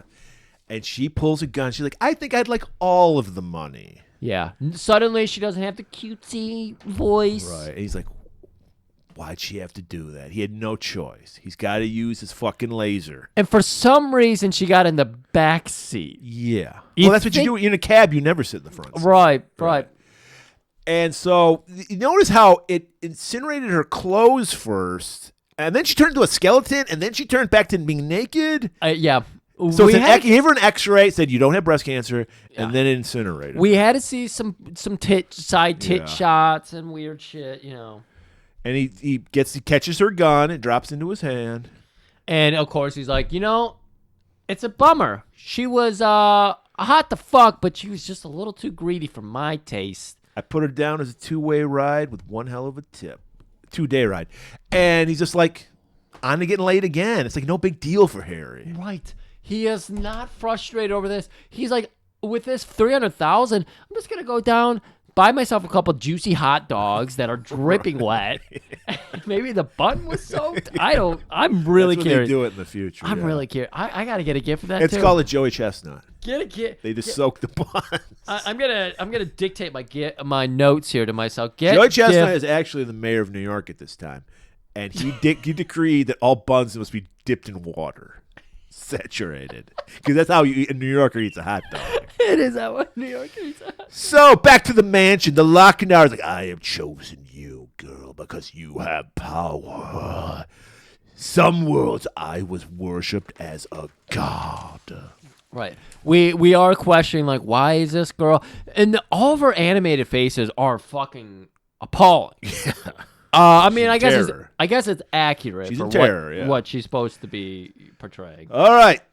A nerd. It's Den, okay. Yeah. A nerd is fucking around like nerds do, out looking at rocks and shit. This is actually the inspiration to the Eddie Murray movie Meteor Man. Oh. I think he Are was you in talking about, no, it's Richard Townsend. Robert Townsend. Robert Townsend was Meteor Man. It was not Eddie Murphy. That? Oh, okay. No, it was not. I saw that in theaters, by the way. Well, we're going to do that sometime in the future. Then. Are we really? No, I don't know. If you want it, Griffin is in July. You know what? I need to watch that again. I remember all the villains. I would rather do the Damon Wayans one where he was retarded, but they couldn't say he was retarded. He was Blink Man? Yes. Murray, childhood favorite of mine. I'm dead serious. You know what? The robot had. First of all, I'm sorry I didn't cackle when I laughed. I just laughed. But, the robot of his. Of course, that's what I was obsessed with. That he had a robot, Fred, and it had tigers, pom poms, and a tiger head on. I believe. Oh wow! I think was they were this trying. in Detroit? I think they were trying to do a Tom Selleck thing. I think it was Chicago, actually. Okay. Well. Where are we? So the nerd finds Lochnar crashes down to Earth. Oh, right, because of the meteor. That's Somehow why. it goes through time, apparently, because I think this is supposed to take place in 1980. Yeah. Whatever he can do. This Again, the Lochnar orb can do whatever he wants. The orb is everything. You know, it's the all orb, evil. It's the sum of all evil. Yeah, it is the Antichrist. You know, so it can just do whatever the fuck it wants. So the nerd, voiced by John Candy, perfect casting. Yep, for a little black boy. He was black. I think he was supposed He just had a great tan. He had a Joe Coleman tan. He's The Rock. Yeah. And I think this movie did inspire The Rock for his look. So he's like, yeah, I found this cool looking orb, but just threw it in my rock collection. Literally knew it's a meteorite. He says, people pay for these things. I threw it in the back of my rock collection. What? That night, because he's a nerd, he's constantly experimenting. He's a little Jim Cornette. And he's supposed to be 18 during this, by the way. Yeah. He's of age. He's of legal age. He's of legal age. Apparently, in the Richard Corbin story, his dick is out through the whole thing. That's right. You said this was the Corbin story. Yeah. His dick's swinging through the entire the comic book series. Yeah, nowhere's close.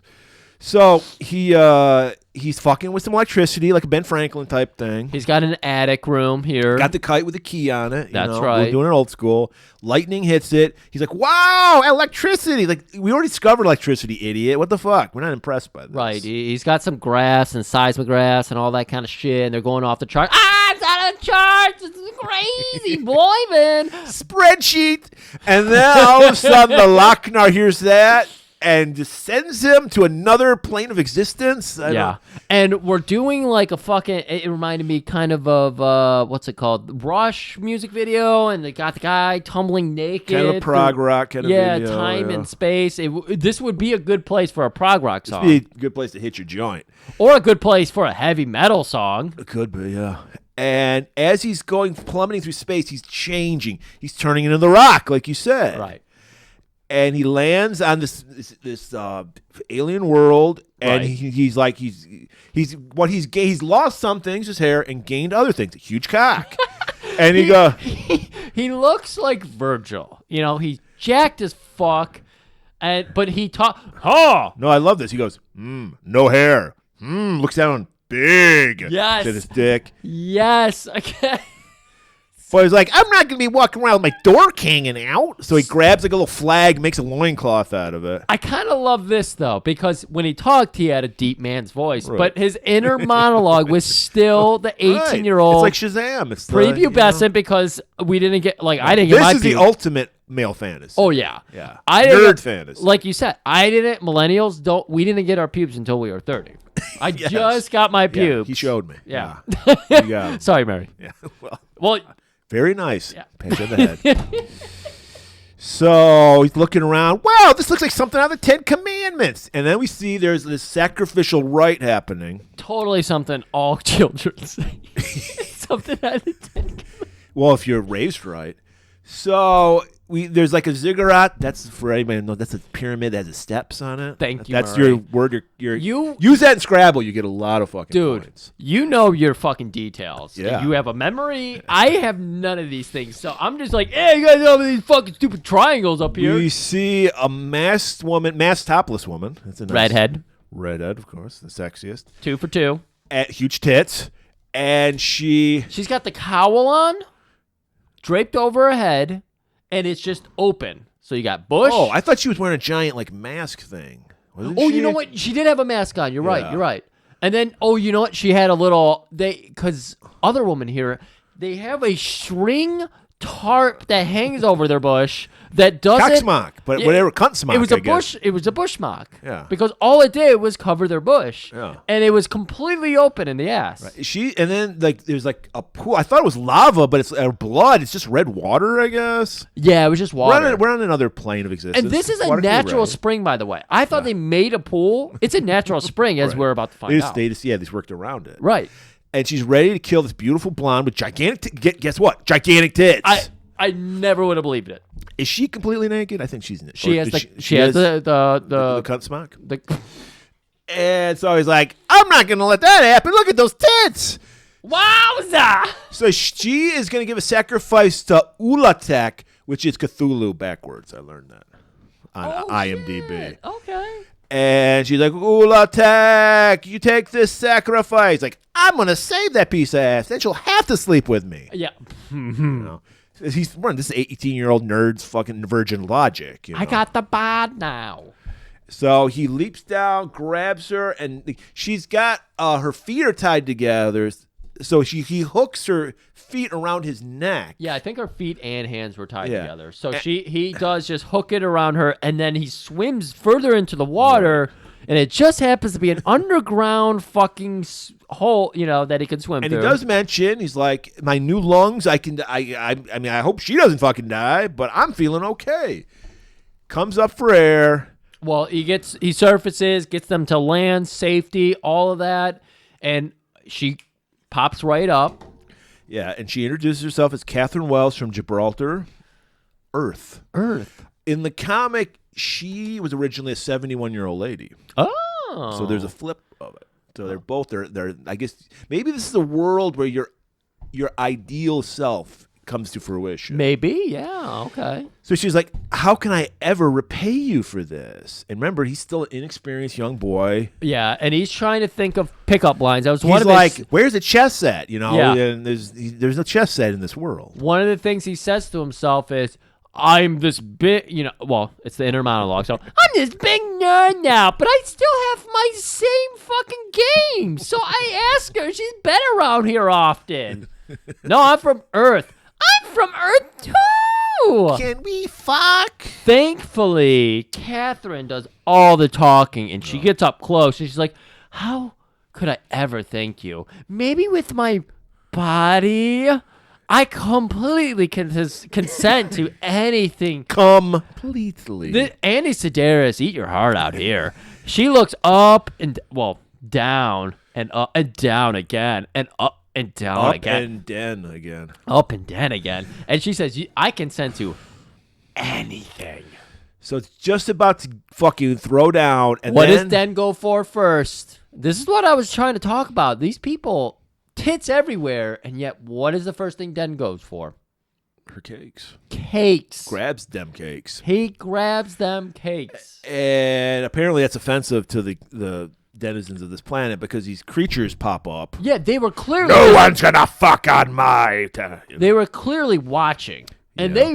they were like, oh, no. No. A man who grabs the cakes first. Did you notice they're like monster men? They are. Monster Man, completely naked but boots. What was that? he's like, I gotta wear my boots. I mean, I'm out here chucking the mud and shit, man. I don't want to get that in my You're toes. coming with us. We're thinking it's the. By the way, the character, the redhead with the big tits, Queen was her name. Queen. Just Queen. Just Queen.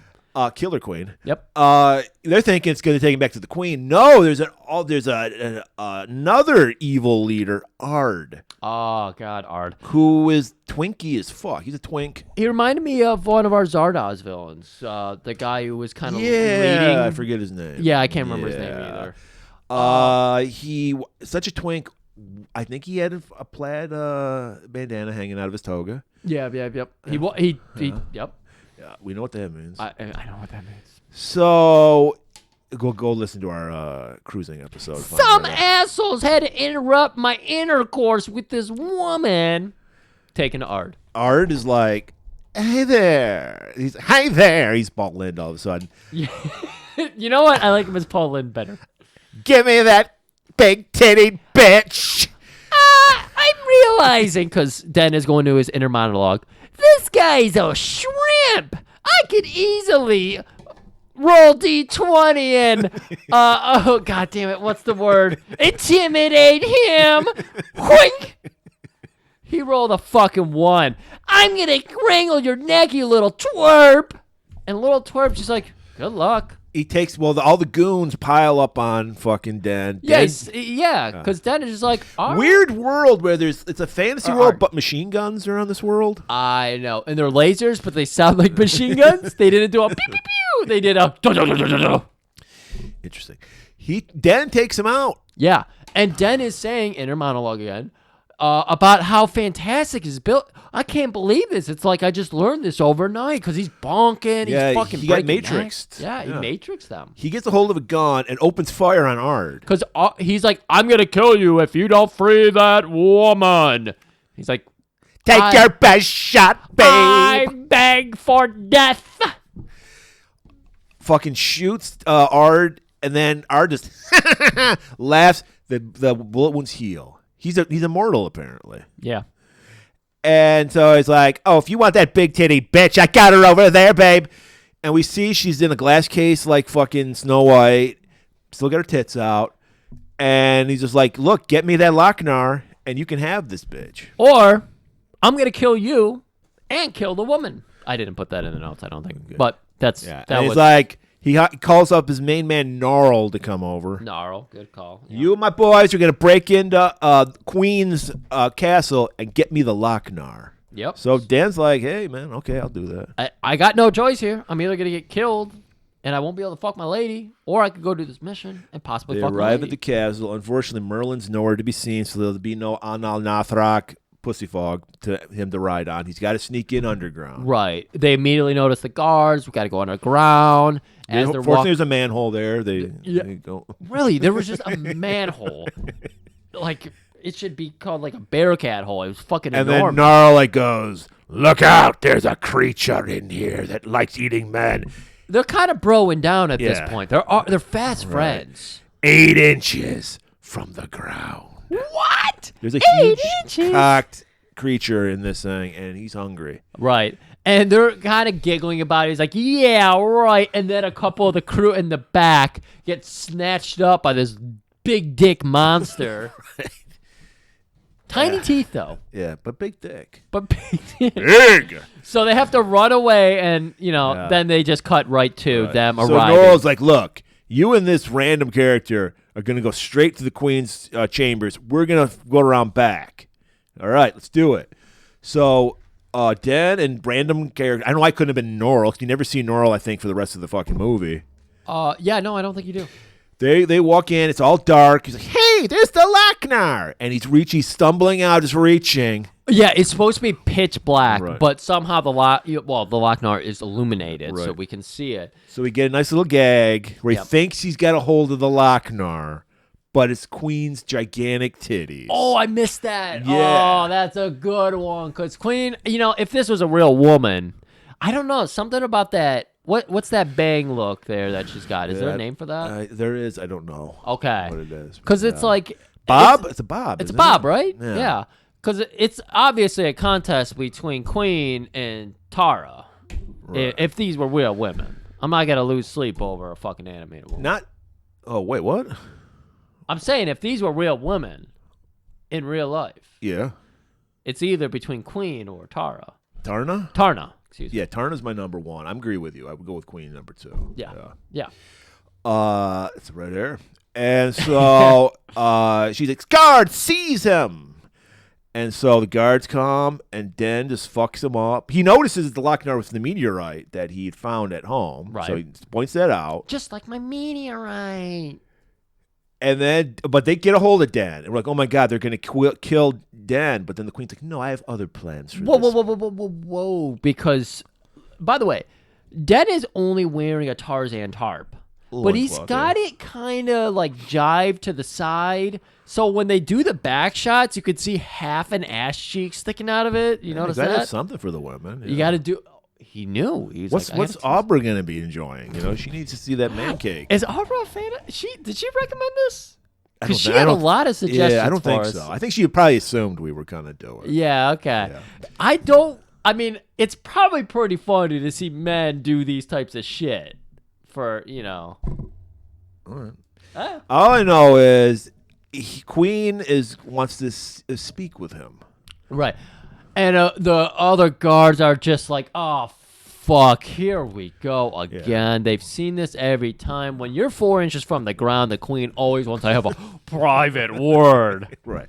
So they're like on the top of her castle. Like, there's a bed out there. Well, Murray, that's romantic as fuck. Oh, There's an open fire. Yeah. There's a chessboard, some fucking cognac, and the fucking... Cognac, you're right. That's what I was thinking. Oh, God, I can't remember goblets. I don't remember what those mugs are. Snifters? I think snifter. Yeah. I think you're right. They're enjoying their cognac. And she's telling her all her problems because, is she really the heel? Art seems like more of an asshole than Queen. Right, and she's just trying to explain, like, no, I'm just trying to get these forces together because Art's trying to move in on my territory. At this point, they're in bed. Den, by the way, is bald. Yeah. And he has got his head between her tits, and she's massaging his shoulders and like working her tits up and down his head. So she's like giving him a tit job with his head. Yeah, it's like she's giving him a tit job, but it's his head. And he's like, I can't believe this. On Earth, I'm such a fucking nerd, but here I got laid twice. No, he hasn't been laid yet. Shh. He's going to tell his friends he got laid twice. Murray, don't say that out loud. He almost got laid twice. That counts. That counts. So they're just about to start fucking, and then the guards come in. Queen, the Lochnar has been stolen. She's like, you motherfucker. You had something to do with this. And he's like, I don't know what you're talking about. So they're ready to kill him now. She's like, kill that motherfucker. She gets a club. Someone hands her a giant spiked club, and she's coming in with that fucking club. There's a goon nearby, Den. He just grabs him and body shields the club with him, throws the body away, and then just jumps off the roof. Yeah, he's unstoppable, man. And just so happens there's another pool. I think it's the same pool. It's the same pool, isn't it? Yeah. Swims back to Ard, who happens to be... Wait, does Ard have his own giant red pool? Because like he's doing the sacrifice. I thought it was the same pool. It could have been, yeah. It could have been. But why? Why? So is this the one they share? Like they each have their own castles, but they share the sacrificial pit? Hey, they had the taxpayers pay for it, so they all share it. They all do it. And he rented it for this day. And it's like, Ulatek, babe, I give you this sacrifice. And it's fucking Catherine again. And he's like, I've been cock-blocked twice today. I'm not being cock-blocked the third time. So, and at this point, they have the Lochnar on a scepter now. Yes. And they're calling for Ulatek. And he's like, there's like this creature kind of forming. Did a vortex open, or is he just forming? It must have been. I know the pool of water's like fucking swishing, and it's going crazy down here. Queen jumps on her giant fly. Storm's starting to form. Queen jumps on her giant fly, flies to fucking the sacrificial pit they share. That's right. And she starts wrestling with Ard. Get away from me, you bitch! You can't have this Lochnar. And they're fighting over the scepter, and they're doing the baseball game where you do the hand over the hand over the hand, and then you have to do the top and touch the fingers to the hand. But Dan sees his moment because he's just like, there's a storm brewing. And we're closing the story just as it opened. A fucking weather nerd. He's like, too much precipitation in the air. Lightning will strike soon. Right around here. Looks at the hair on his arm. There's no hair on his arm. He looks at Kathy's bush. It's starting to foam. Excuse me. It's starting to... Yeah. I know. I'm so sorry. I'm so sorry. I'm so sorry. Her little bush hairs are starting. Come on, it's a gross little comic. Their bush hairs are starting to rise up, and he's like, oh, electricity. Notices some chains nearby, a spear nearby, kicks half the chain into the water, throws the spear, then he just wrapped it around. It would totally unspool off it. There's no reason. Cartoon logic. And he throws it. It knocks the scepter out. No, it doesn't. It just goes by them. It goes right by them, and it somehow electricity hits. I guess that destroys Ulatek. Yep. And it makes them disappear. Right. And Catherine's like, do you think they went back down to Earth? I suppose they did. I hope my mother's ready for them. I don't know what that meant. Because somehow, I guess the portal is at his place, house, apparently. yeah, maybe. I don't know, but she's like, well, are we going to go back to Earth and lose this huge cock? I don't think so. Are you kidding me? On Earth, I'm 3 inches from my waist. Here, I'm 3 inches from the ground. Because he's got to put an inch on it. We always have to put an extra inch on it. Exactly. I mean, my license says I'm 5'12". I mean, come on. So they fly off on their giant fly to apparently fuck. But we don't care because now we're at the next story. Captain Stern. All right. We're at a space station. We see some feet walking. I was like, Neil Breen? Neil Breen. No. It's just it's a schlub named Hanover Fist. Yeah. And he spots the Lochnar is now a little marble. Yeah. He picks it up. Goes, this is cool. And he's able to hold on to it. So, of course, it's... But so apparently, the Lochnar can... It's omnipotent. Yeah, he can choose do to whatever burn you, whatever he wants.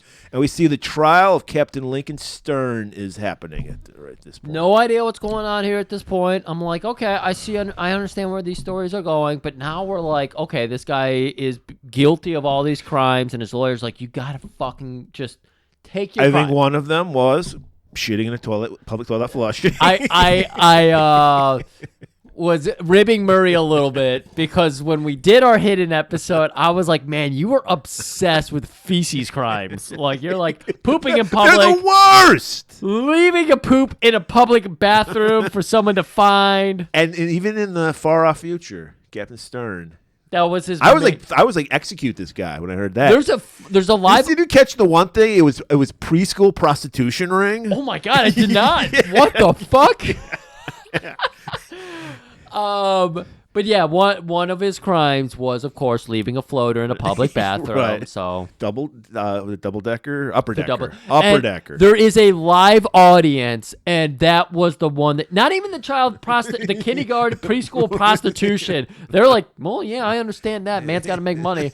But when it came to everyone's had that situation where you're like, no one wants to use the public bathroom. We all know that. Yeah. And people got to make it worse by doing that. I was worried. What is going? I know somebody listening has done that. Yeah. And I want to. What is going through your head? Please. I love how these people, they're so obsessed with germs, except their own germs, like leaving their germs. Like, I'm not gonna touch a fucking toilet flusher. I might get germs. I'm gonna leave my fucking big turd in the fucking thing.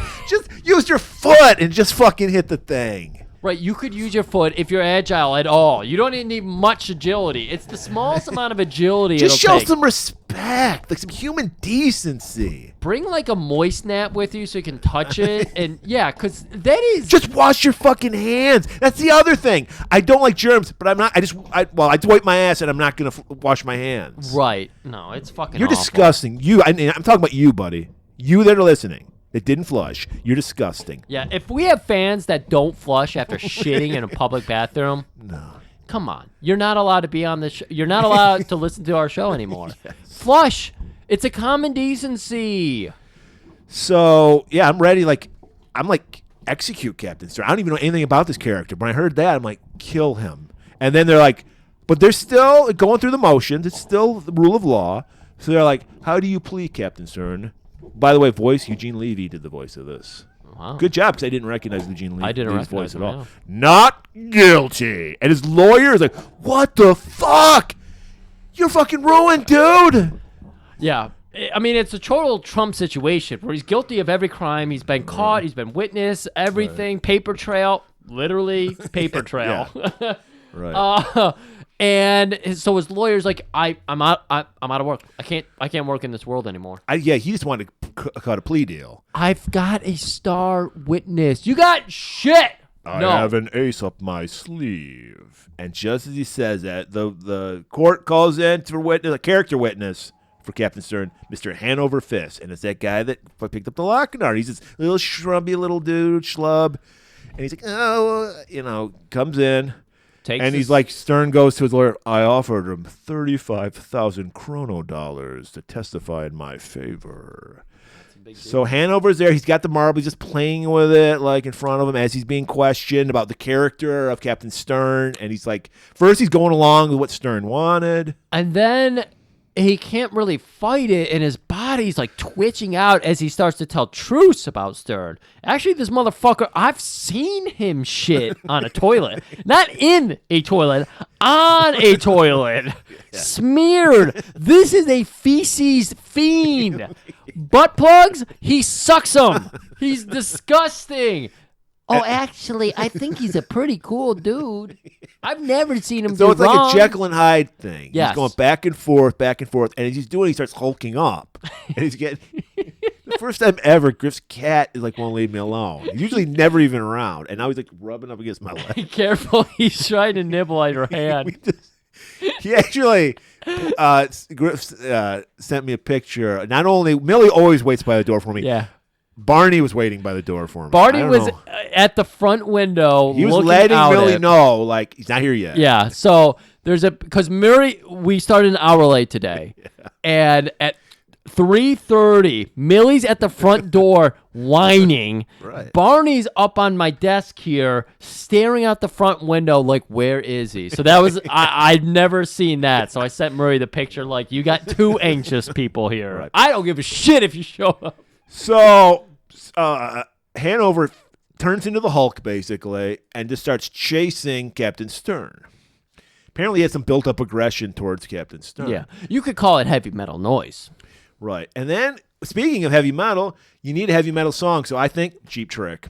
That was Cheap Trick? That was Cheap Trick. Jesus Christ. The Dream Police! And so they're chasing, and then there's also a character, I guess it's from the comic. It's like a little robot, like a little comic relief robot. Yeah. And it's like the buddy of Captain Stern. So it's like crying like, hey, let's go here. And Stern's just following. So we're just going through all these corridors of the space station while the Hanover is like tearing everything apart, chasing him. But we got the Cheap Trick song, so we're enjoying it, baby. We're just like going along with it. We get to our dead end where Hanover, who is completely hawked out. I'm going to kill you, Stern. And Stern is just calm, cool, and collected. Hey, Hanover, how about that 35? You know what? 3,000. Well, no, it was like he's just about to pummel fucking Stern. Stern's like, all right, I'll give you what you want. And he pulls out a wad of fucking money. 35,000. You earned it. You earned it. And then all the anger just dissipates. He's finally getting respect from Captain Stern. Thank you, sir. And he turns back into Hanover Fist, and then, oh, by the way, Hanover, and there happens to be a lever with a trap door in this room. Yeah. So Stern He planned pulls this whole thing out, apparently. falls down, holding the Lochnar marble. That's right. And then as he's going into, they're on the orbit of a planet. So as he's going into, free fall toward the Earth, he just starts disintegrating. So it's just a hand holding the marble. And this is where we go into that story. I thought it's called Neverwhere Land. Look it up. It's really good. Yeah. Go into that, but we don't go. Instead, we go into the next one, B-17, which is one of the stories I liked. Yeah. This is Basically, the stories that had no dialogue I liked in this movie. when you just let like the animation, because it's kind of comic-like, there's not a whole lot of dialogue or anything. It's weird. It's very Twilight Zone. It's very EC Comics, like Tales from the Crypt type of thing. Okay. It's very Weird Wars. Weird Wars, yeah. That was one of my favorite comics as a kid. Yeah. So we're in World War II now. It's a B-17 bomber, and they're taking fucking shots. The whole fucking we're gonna get through this in like 5 minutes, people. Oh yeah, there's a lot of aerial combat happening here. Our combatants we're working with here, they're getting shot up and everything. We're seeing gunners taken out. All the gunners get taken out. Yeah. It's just the pilot and the co-pilot. So Co-pilot. he has no name. The pilot's name is Skip, apparently. Skip. And the co-pilot's like, I'm gonna go check out and see if anybody's still alive, because they radioed somebody and they got no answer. Right, radio in the back of their plane. That is. So they go out. He goes out. He's checking it out, and he sees like the tail gunner's dead. The fucking little fucking ball thing with a machine gun, what that's called. Yeah, the little gunner pod. Yeah, and he's like everybody's dead. And he looks out, and then like there's even like a hole in the back of the fucking plane, and he sees the fucking Lochnar chasing the plane. He gets knocked out, like he trips over something, and then he looks over and sees the Lochnar, and he's like, "What the fuck is that?" And so as he recovers, the Lochnar like lodged itself in the plane, and he runs over to a radio to call ahead to the pilot, and like, there's something fucking weird going on here. Yeah. And we see outside of the plane, and it is like illuminated in green. Right. And what they're trying to tell us is we're getting some zombie situation here. Right. Some Reanimation of the dead. So the co-pilot gets knocked down. Like there's like some oxygen tanks or something. Like pin him down. He gets up, starts walking back. He opens up like the pod because he walked by. He was Or really you interested see- yeah. in one of the pods, and then he hears a noise in one of them, so he goes to open it. I think before that though he's being chased, isn't he? Or is this? I don't know what I he don't was being remember. chased All by. but the zombies. I thought the zombies. No. The first zombie situation I thought was when he opened the pod. Okay, so- it's the pilot that gets chased. Okay, so he opens up the pod, and we see like a body start to disintegrate down to like a skeleton, like a rotting skeleton. Grabs him, pulls him into the pod, Yeah. so we know he's dead. And then all the bodies start to reanimate into zombies, and they start going towards the front. I think the skip goes out to check. He puts on autopilot. Put down on Goes out to check. He sees all these zombies coming toward him. He's like, fuck, I got to get out of here. Puts his parachute on, ejects himself from this trap door in the cockpit. Right. So he's like, I'm great. I'm fucking scot-free because there's an island right here. Apparently, this must be like in the Pacific because there's like palm trees and shit. Palm trees, islands everywhere, and all that. Lands on it. He's like, I'm fine. He's investigating the island. He knows it's a plane graveyard. There's fucking World War I planes. Yeah. There's fucking World War II. And then all of a sudden, all the bodies that were in these planes come to life. And they just surround him. We're like, all right, he's dead. And then we zoom up to a computer console, and we see neon outlines of all the fucking zombies, and then the red blip of a human, and And then we go into my least favorite story of this movie. This is the one that should have been taken out instead of Neverwhere Land. There could, like, if they did the first 3 minutes of this, I would have been like, whatever, that's cool. But it goes on forever. And I get why this is your least favorite. Right. Because what did I tell you my least favorite was? Den, he said. Den, yeah. I didn't like that one. It was weird with the child inner monologue and the man's voice. So that's why I thought it was weird. But this is your least favorite. Yeah. And we're going to fucking... It doesn't fit the theme of I guess... Yeah, because it's like it's a humor one, and it makes no sense. It doesn't fit the vibe of the whole movie, which is supposed to be like more dark sci-fi fantasy type shit. I mean, obviously there's comedy because Den had a bunch of comedy in it, but yeah. And this was the most boomer humor of the one I thought. I thought Canyon was the most boomer humor possible. I thought that was by far the biggest boomer humor. The story's called So Beautiful and So Dangerous.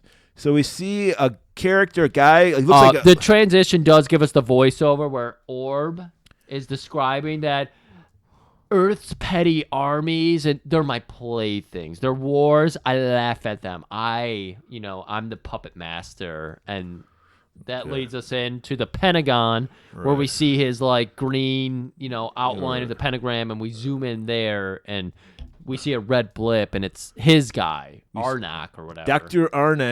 Anrak. Is that backwards for something? Krana? Yes, it's Karna. Karna. Anrak. So he looks like your typical Fed. He's got a suit on with some shades on. Men in Black type scenario. And journalists are like, whoa, what about aliens? What about mutants? And all this shit.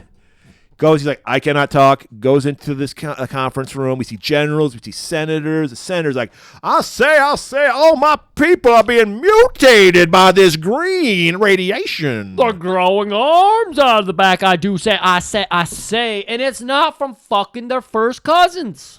This is going on, the character, she's never referred to by name, but in the credits, she has a name, Gloria. Gloria. She's like the stenographer taking the notes, everything people are saying. She is literally, when you think of awful upper, business people, executives with a secretary, she's that. Mad Men, what's that chick's name? Hendricks? Christina Hendricks? Yeah. She's that woman. Yeah, but she's also a redhead. Yeah, but she's got like a feathered kind of look. And yeah, she's got huge tits. Shocker. And she's got to accentuate her huge tits. She's got the locknar, like a little locket, locketnar. Locketnar nestled between her giant fucking Knockers. So Dr. Anrak, one other thing I didn't like about this, because it's a pointless story, it made no sense. Like, I didn't know what was going on. Because Dr. Anrak is about to tell everybody, like, cool it, like, everything's fine, there's no mutations happening, and then he sees those fucking giant-ass titties, Yep. freaks the fuck out, and just launches himself at Starts sweating, starts blurbing his words, and then he's pulling at his collar. Oh, pretty! literally tries to rape this woman. Yes. Pulls her in, rapes, tries to get to her on the table, and then we see outside of the Pentagon, Dead Mouse, you're welcome. Because his helmet shows up, launches a whole saw straw through the Pentagon, and sucks them up. Where we see there's aliens. Aliens exist. Yep. And everyone's seeing this. The media's seeing this.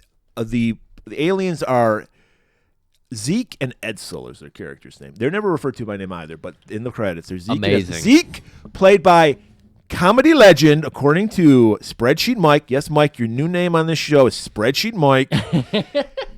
All right, I have to take a sidebar on this.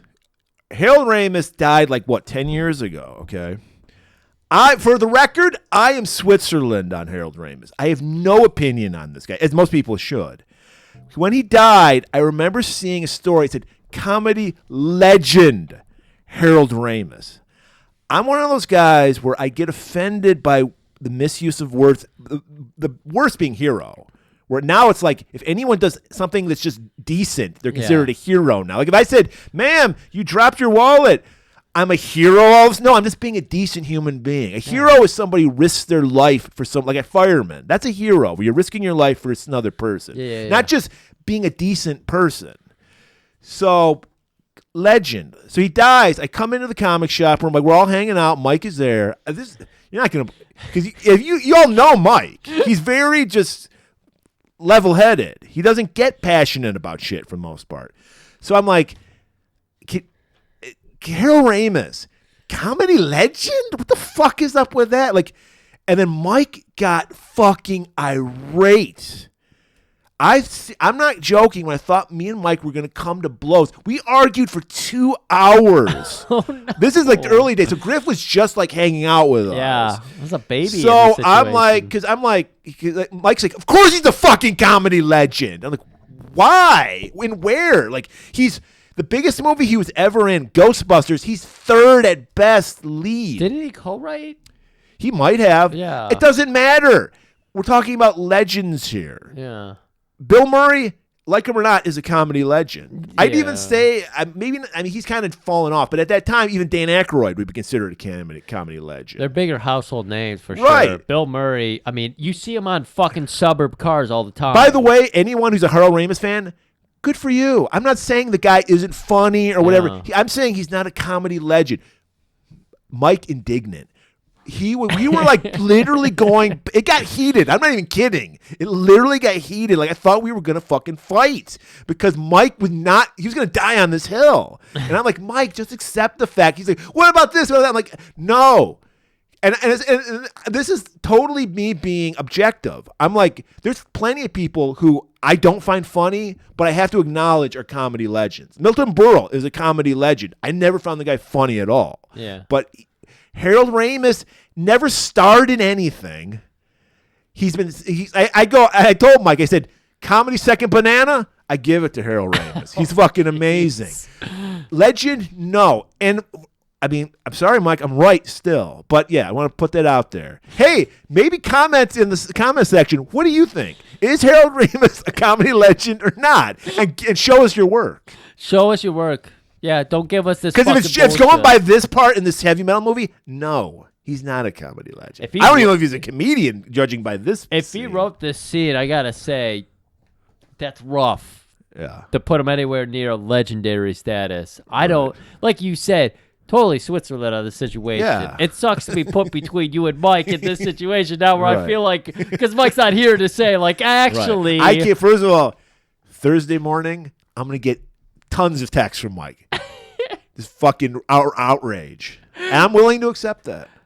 can you at least say that you're happy that you guys both moved on and are still friends today? We didn't move on by. I think this is still a sticking point between us because until Mike, until you acknowledge he's not a comedy legend, it will never end, baby. God. Because I'm right. I'm sorry. This thing, I'm right.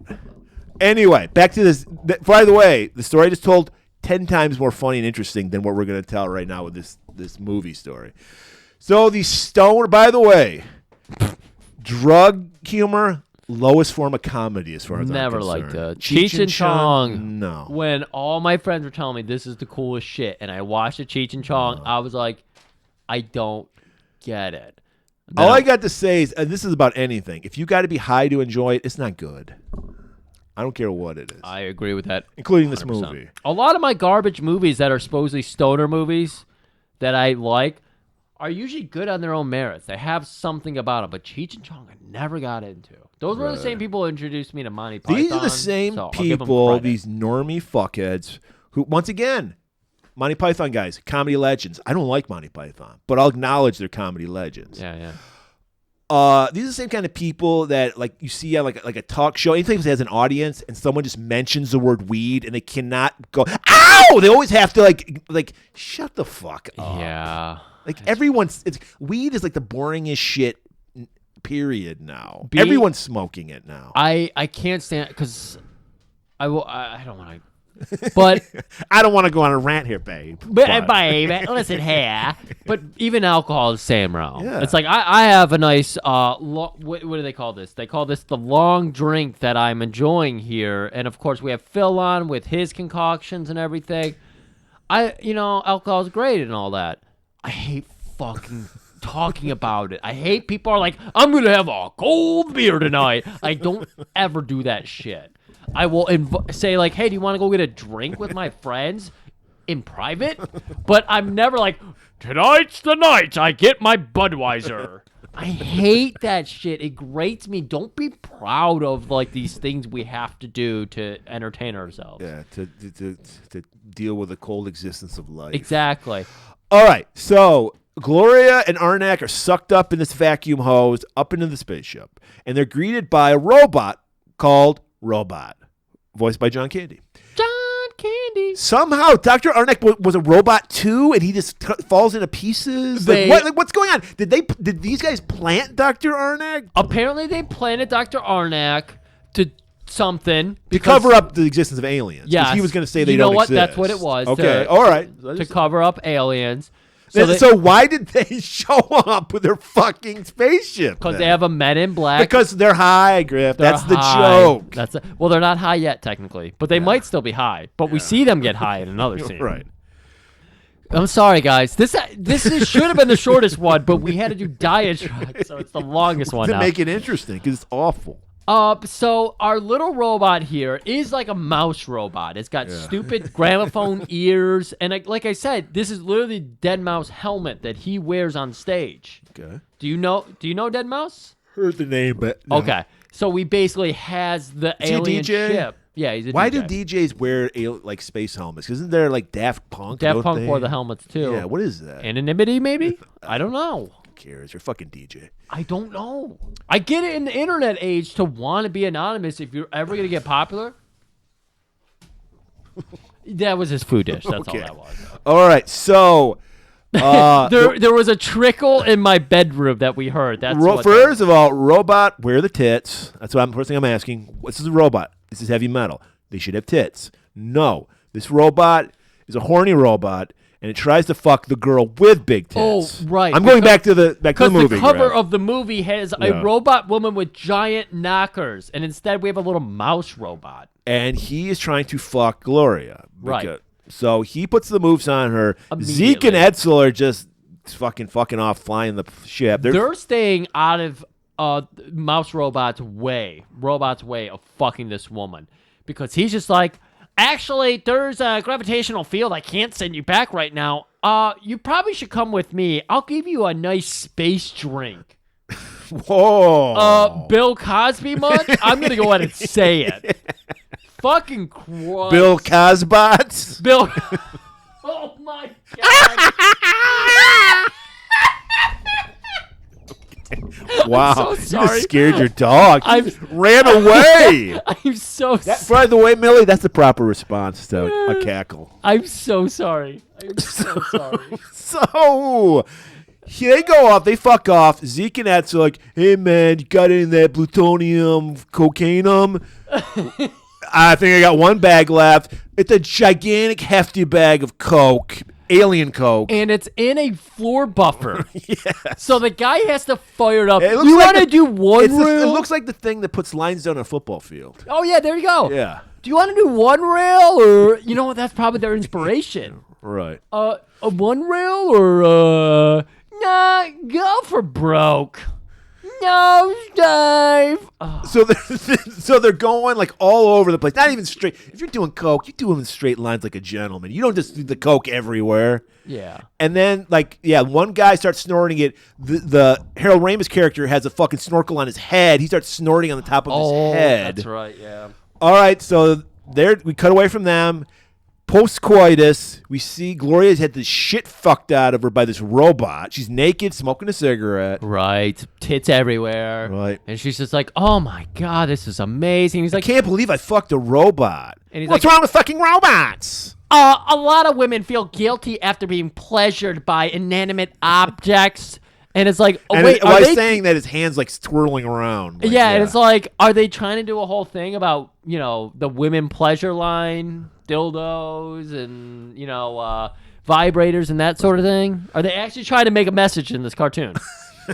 Because if they are... Honestly, I thought Fuck people off. have always been okay with. That's the weird double standard. You notice that women can have a fucking Oh, yeah. cachet of sex toys. Guy has one pocket pussy. You're a loser. Fuck you. You're dead on with that. And Yeah. I wonder if that might have been something, Yeah. that they were trying to say. But even the robot says here, women always feel guilty about being pleasured by something, not a dick. And I feel like a lot of women would not be like, no, I don't feel guilty about that. Remember, Griff, this movie's male fantasy. Yes, you're right. I'm sorry. Right. Excuse me. This is all from the male gaze. Right. Of course women feel guilty. They want that flashy dick.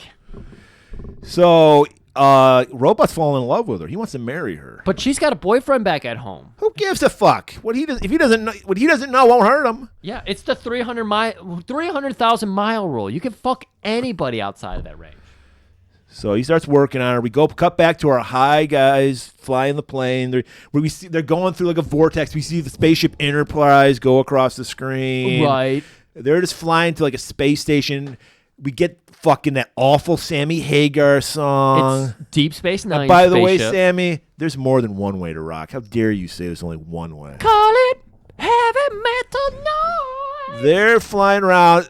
Gloria, Robot's grinding her down. She's like, all right, I'll marry you, but it's got to be a Jewish wedding. Right, he's working her down. Why can't we get married? We're totally compatible. We laugh at each other's jokes. We have the greatest sex of all time. I just met 15 minutes ago. Right. It's like this robot's never fucked before. He's fallen in love with the first piece of pussy he's got. Here's the problem, babe. Mixed races never work out. Yes, they actually said that. I'm not fucking around here. They said This is mixed the line. marriages, but Mixed still, marriage, but yeah. that's what they're trying to Mixed get marriages never work out. I might come home from what?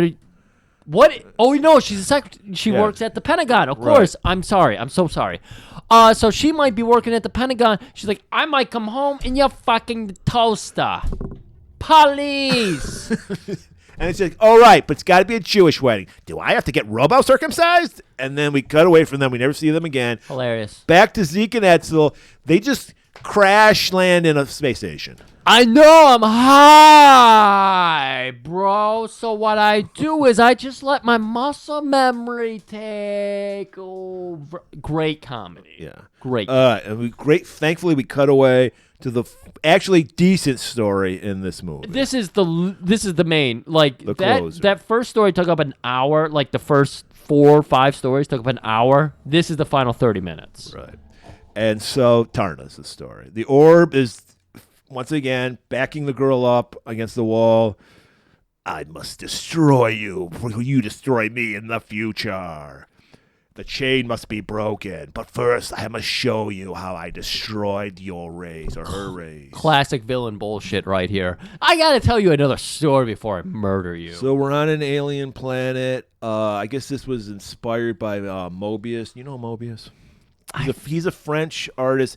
People jock this motherfucker hard. He's okay. People act like he's the second coming of Christ when it comes to comics. His most famous thing here was he did a Silver Surfer story with Stan Lee. Oh, okay. That's like people rave about. Yeah. But he was in heavy metal a lot too. French guy. Yeah. So a lot of the look, he did not have anything to do with this, but a lot of the looks of the people in the world was based on Mobius' art. I did notice a guy with a cool leather jacket. Our main villain, he was cool. That's what Mobius is known for. Cool leather jackets. Red leather. So Michael Jackson owes him a nod. Yeah. Yeah. Okay. So Flowers, we're on an alien planet, and we see the green orb, like a meteor again, crash into a mountain, which turns into a volcano. Right. It vomits out all of its lava goo on everybody, right? Green slimes people. Because people call these peaceful people walk up to, they see the volcano, like, what's going on here? And then someone says, I don't know. So green slime comes down. Right. Nickelodeon showed up. Buries them, and they're zombified when they come out. Violent, just like murderous ghouls. So the aftermath. Apparently there's a lot of fucking testosterone in this. Yes, and they... You know what? It was Joe Brogan energy drink. They were roid raging. Their nipples got really long. You don't know about that? They started lactating. Yeah. They started. Well, Joe Rogan has like fucking 2-inch nipples. Oh, that's what happens, guys. You got to be careful about. Frank those Thomas roids. warned us. So, is that what he's advertising? Yeah, it's some kind of testosterone replacement To make your nipples long. Yeah, well, isn't that what every man should have? Your dick would grow like half Imagine an how big inch. your dick is if your nipples were that big. Your dick will grow half an inch. Your nipples will grow 3. Zoom in on Frank Thomas, and she'll like it. She'll like it too. So I love. That's what. Sorry, sidebar. But that's what I love about those commercials. It's like, I don't care that my testosterone's going down. I'm doing it for my wife because she wants my old shriveled dick. Yeah, Your wife doesn't want to fuck you, you old man. She's glad your dick doesn't work. But it's like, I'm doing it for my wife. I would just fucking read, and do, more mature things. But she's a fucking dirty whore, likes to fuck. Yeah. Anyway. There's too much conversation that can happen in between those lines. So we see these guys roid rage up. They just start attacking villages. We finally get some heavy metal. We get Mob Rules by the Dio era Black Sabbath. I'm into it. Oh yeah, okay, yeah, this was a good one. Our bad Michael Jackson fucking alien. Does he have a name? Leader. Yeah. Leader. Yeah. Leader. Death to all who oppose us. And might as well been, I like this earth. Let's kill everybody. But yeah, he's out and they rampage, Right. They head to a city. They're trying to break in. We see the elders are in their citadel. And they've got a fucking twin tower in the distance. And they're like, what do? We're scientists, scholars. We know nothing of war. The people of peace, all the last defenders are long gone. We need to find the last Terrakian. What? All the Terrakians are dead. No, there is one. What? Her name is Tarna. The last blood must be summoned. Tarna? So they mind meld and start sending out this fucking psychic SOS to Tarna. That would have been a great song here. Sending out an SOS. It's heavy as fuck. Heavy as fuck. So now, cut to, we see this it's basically a featherless bird. I did not like the design of this creature. No, I didn't like it either. And we see a cloaked person riding it, and then it comes down to the ground. Cloaked, naked, under the cloak. Well, we learn that because we see the character get off. Yeah. And then we see it's a beautiful face, and she removes her cloak, and she's totally nude. Sexy young face with white hair. Old enough face, clearly. Clearly enough. Well, we see she's got a platinum blonde bush. Yeah. Thatch, if you will. It's pretty big. It's the Ilse Shiro for the SS Bush level. And so this is our hero. This is Tarna. Yeah. But they actually made a couple miniseries recently about Tarna. I got them. I haven't read them, but no. Is she nude? I don't think so. I can't imagine her. Probably topless. I can't imagine her with clothes. Well, yeah, okay.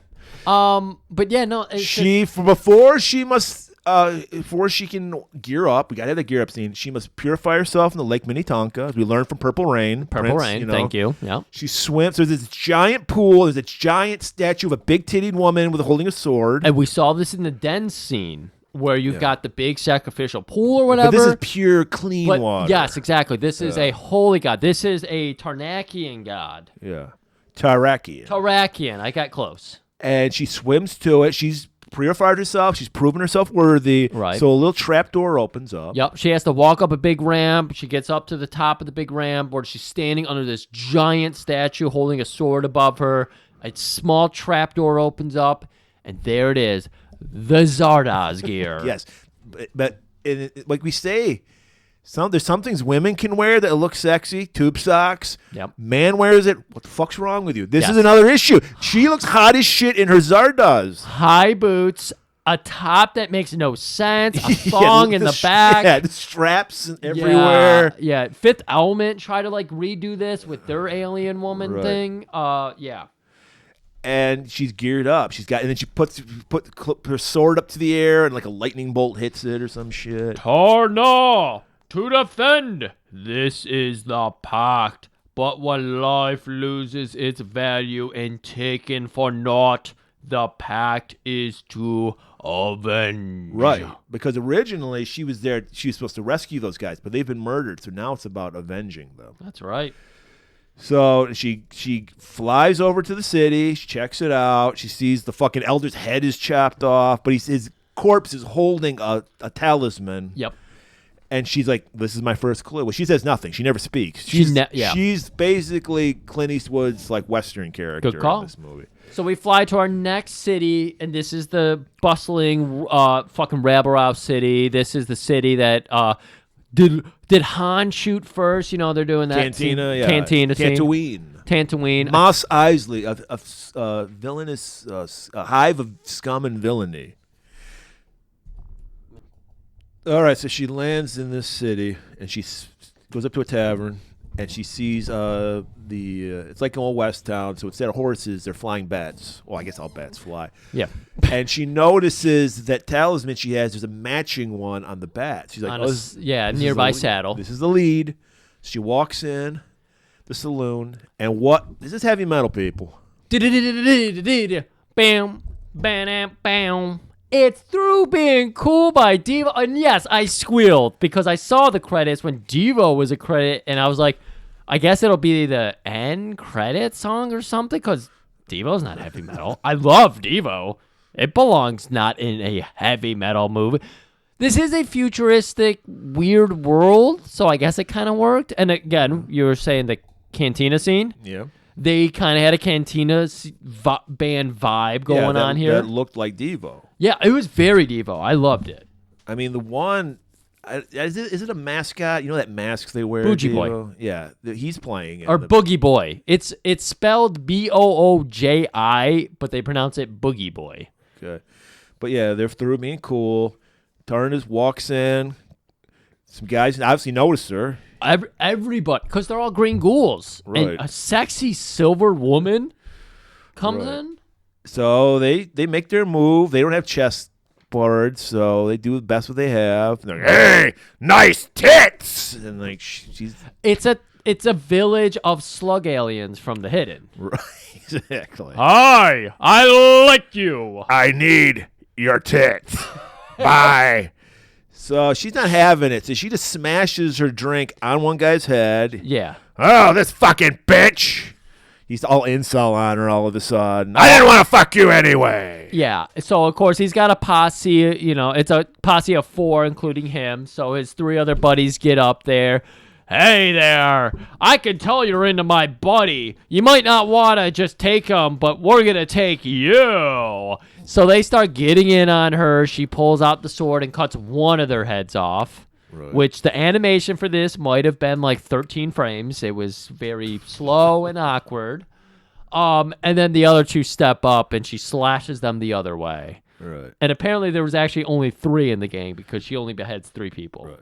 She walks up to the bartender with that medallion, just points at it, and he's like, I don't know anything. I didn't see anything, but if you go where that green glow is, you might find what you're looking for. Green Glow Mountain. They're skiing down it. It's an 80s, preppy movie. All right, Darsh. So Exactly. they're flying towards the glow, and she gets caught in a little snare. She's going through a canyon, and they have a net they drop down, catches her and her bird. And then one of the goons, they're checking out. He's like, she's got a little a sword tattoo on behind her ear. Yeah. She's a Terrakian! And the chief's like, did somebody say Terrakian?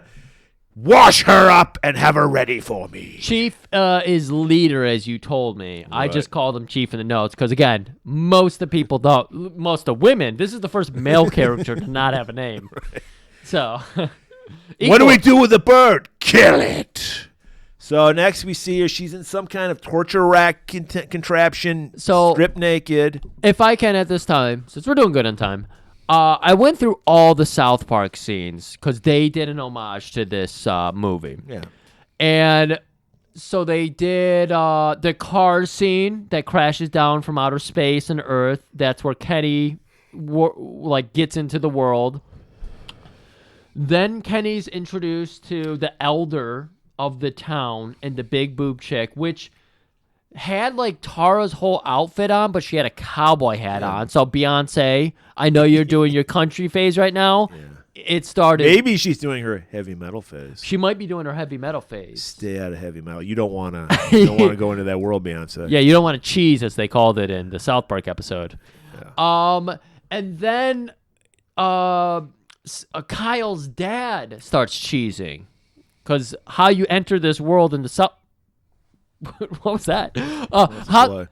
How they entered the world was a cat had to piss in their face, but it was only the territorial piss. There is so many toys because Millhouse is eager for attention today. All right, come on, we're in the little home stretch. Home stretch. And so Kyle's dad was doing the B-17 scene. He was the pilot, except he lands it and meets the elder, and his elder's like, you're going to meet my daughter now. And he gets naked in the pool, and then it all amounts to him and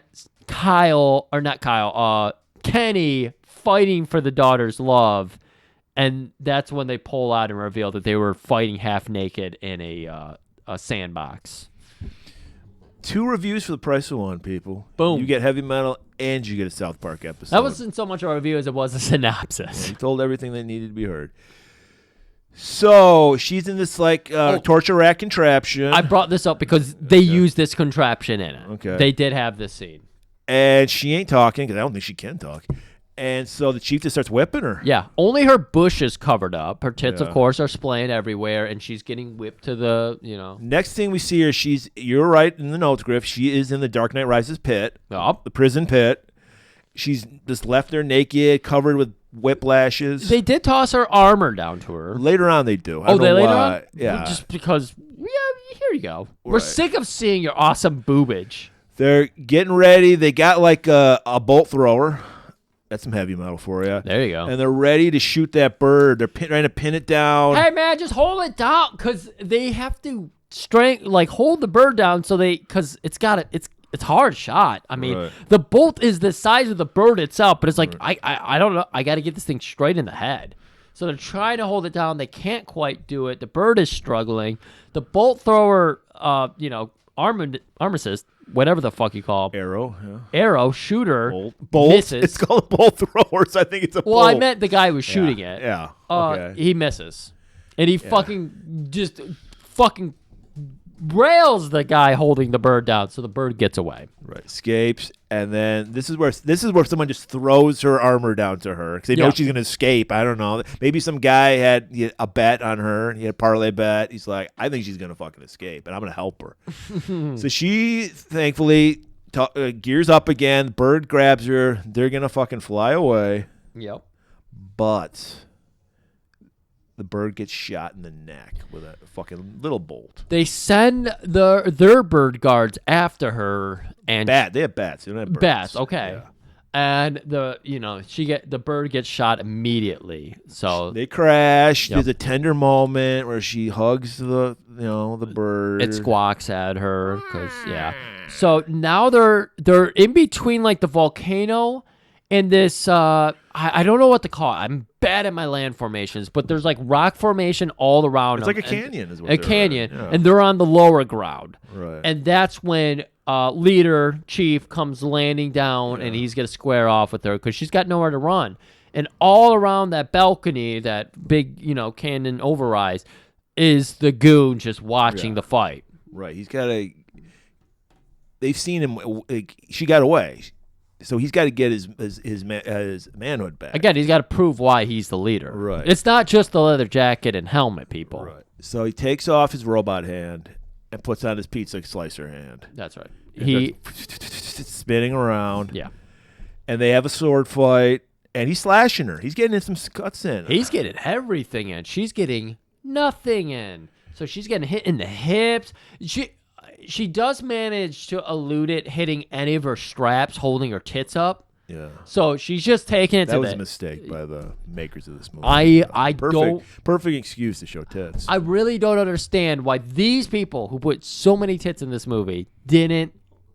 No, it would be a great one where like it just slices some of her pubic hair, like she gets away. Like, Oh yeah, you see some hairs fly. Jim Cornette's favorite phrase, just by a cunt hair. Yes, Yeah. exactly. That's Yeah. where that phrase came from. That's heavy metal. So she goes down for the downward chop. He blocks it, and then he's got little grabbers on his fucking robot hand that grab the sword. I kind of love that. Yeah, that was good. So it's like, holy fuck, she's gonna die. But no, featherless bird is still alive, and it grabs him by the leg.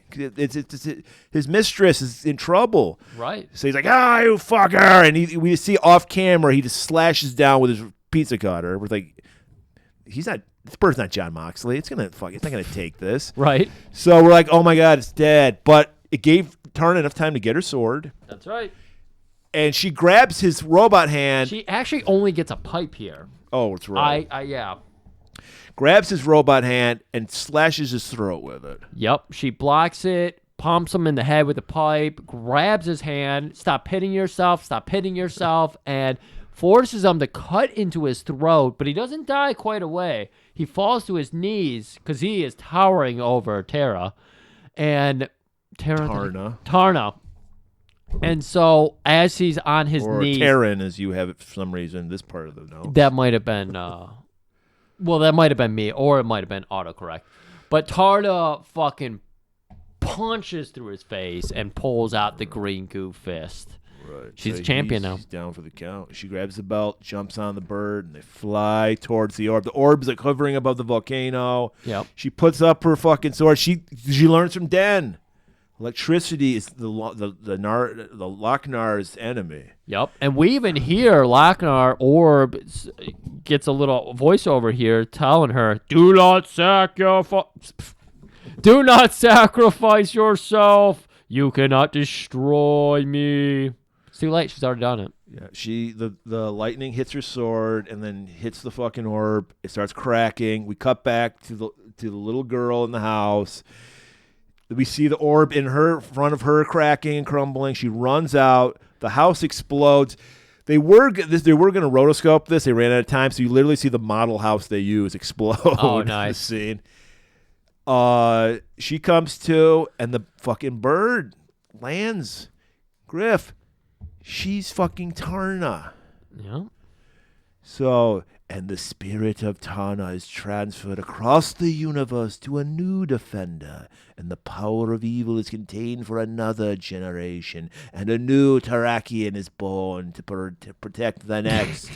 So we see her flying, her hair turns white, the tattoo appears on her neck. She gets awesome boobage because she ages, everybody. We're not looking at a child anymore. No, not really. She doesn't turn into Tarna. Oh, she just does gets still the hair. look young, but she does get the hair and the neck tattoo. And we see no nudity. Which, by the way, neck tattoos. Come on, man. Come on. Stop. Actually, What's next? I saw a tattoo? face tattoo in a while, and it still kind of shocks me when I see a face tattoo Because in a while. I see that and I go, mentally ill person. Yeah. It's a good thing because it lets you know, like, this person's mentally ill. You don't want to do anything. Yeah. All right. there you have it. And we get some more Devo. And scene. Working in the coal mine. This is actually, I think, an extra for their album. It wasn't on the originally on the album. So there you go. Working in the coal mine. All right, there you go. That's the first. Next week. We had a lot to talk about this week, so that's why this episode went as long as it did. Hey, whatever. You don't have to listen to this. You can go listen to a fat bearded guy cackle into a mic if you want. You already heard us cackle. You know how awful that sounded. You can listen to that for 45 minutes if you just go listen to some other people. Yeah. All right, if you're a child of the 80s like I am, you probably don't like this movie. You probably were heartbroken by this movie, but we're going to do it anyway. It's based on a toy line. Was my favorite toy line as a child of the 80s. It turned into a cartoon series, and they ended the series with this movie. It's G.I. Joe, the movie. A movie so big, Griff, Sergeant Slaughter is in it, and Don Sonny Burnett Johnson does the voice of a character named Falcon. Falcon. You'll learn. You think Cobra is bad? Wait till you see Cobra. La la la la la la la la la la la la la la la la la la. Give it warm. Oh wow, you worked at it. Oh, that is beautiful.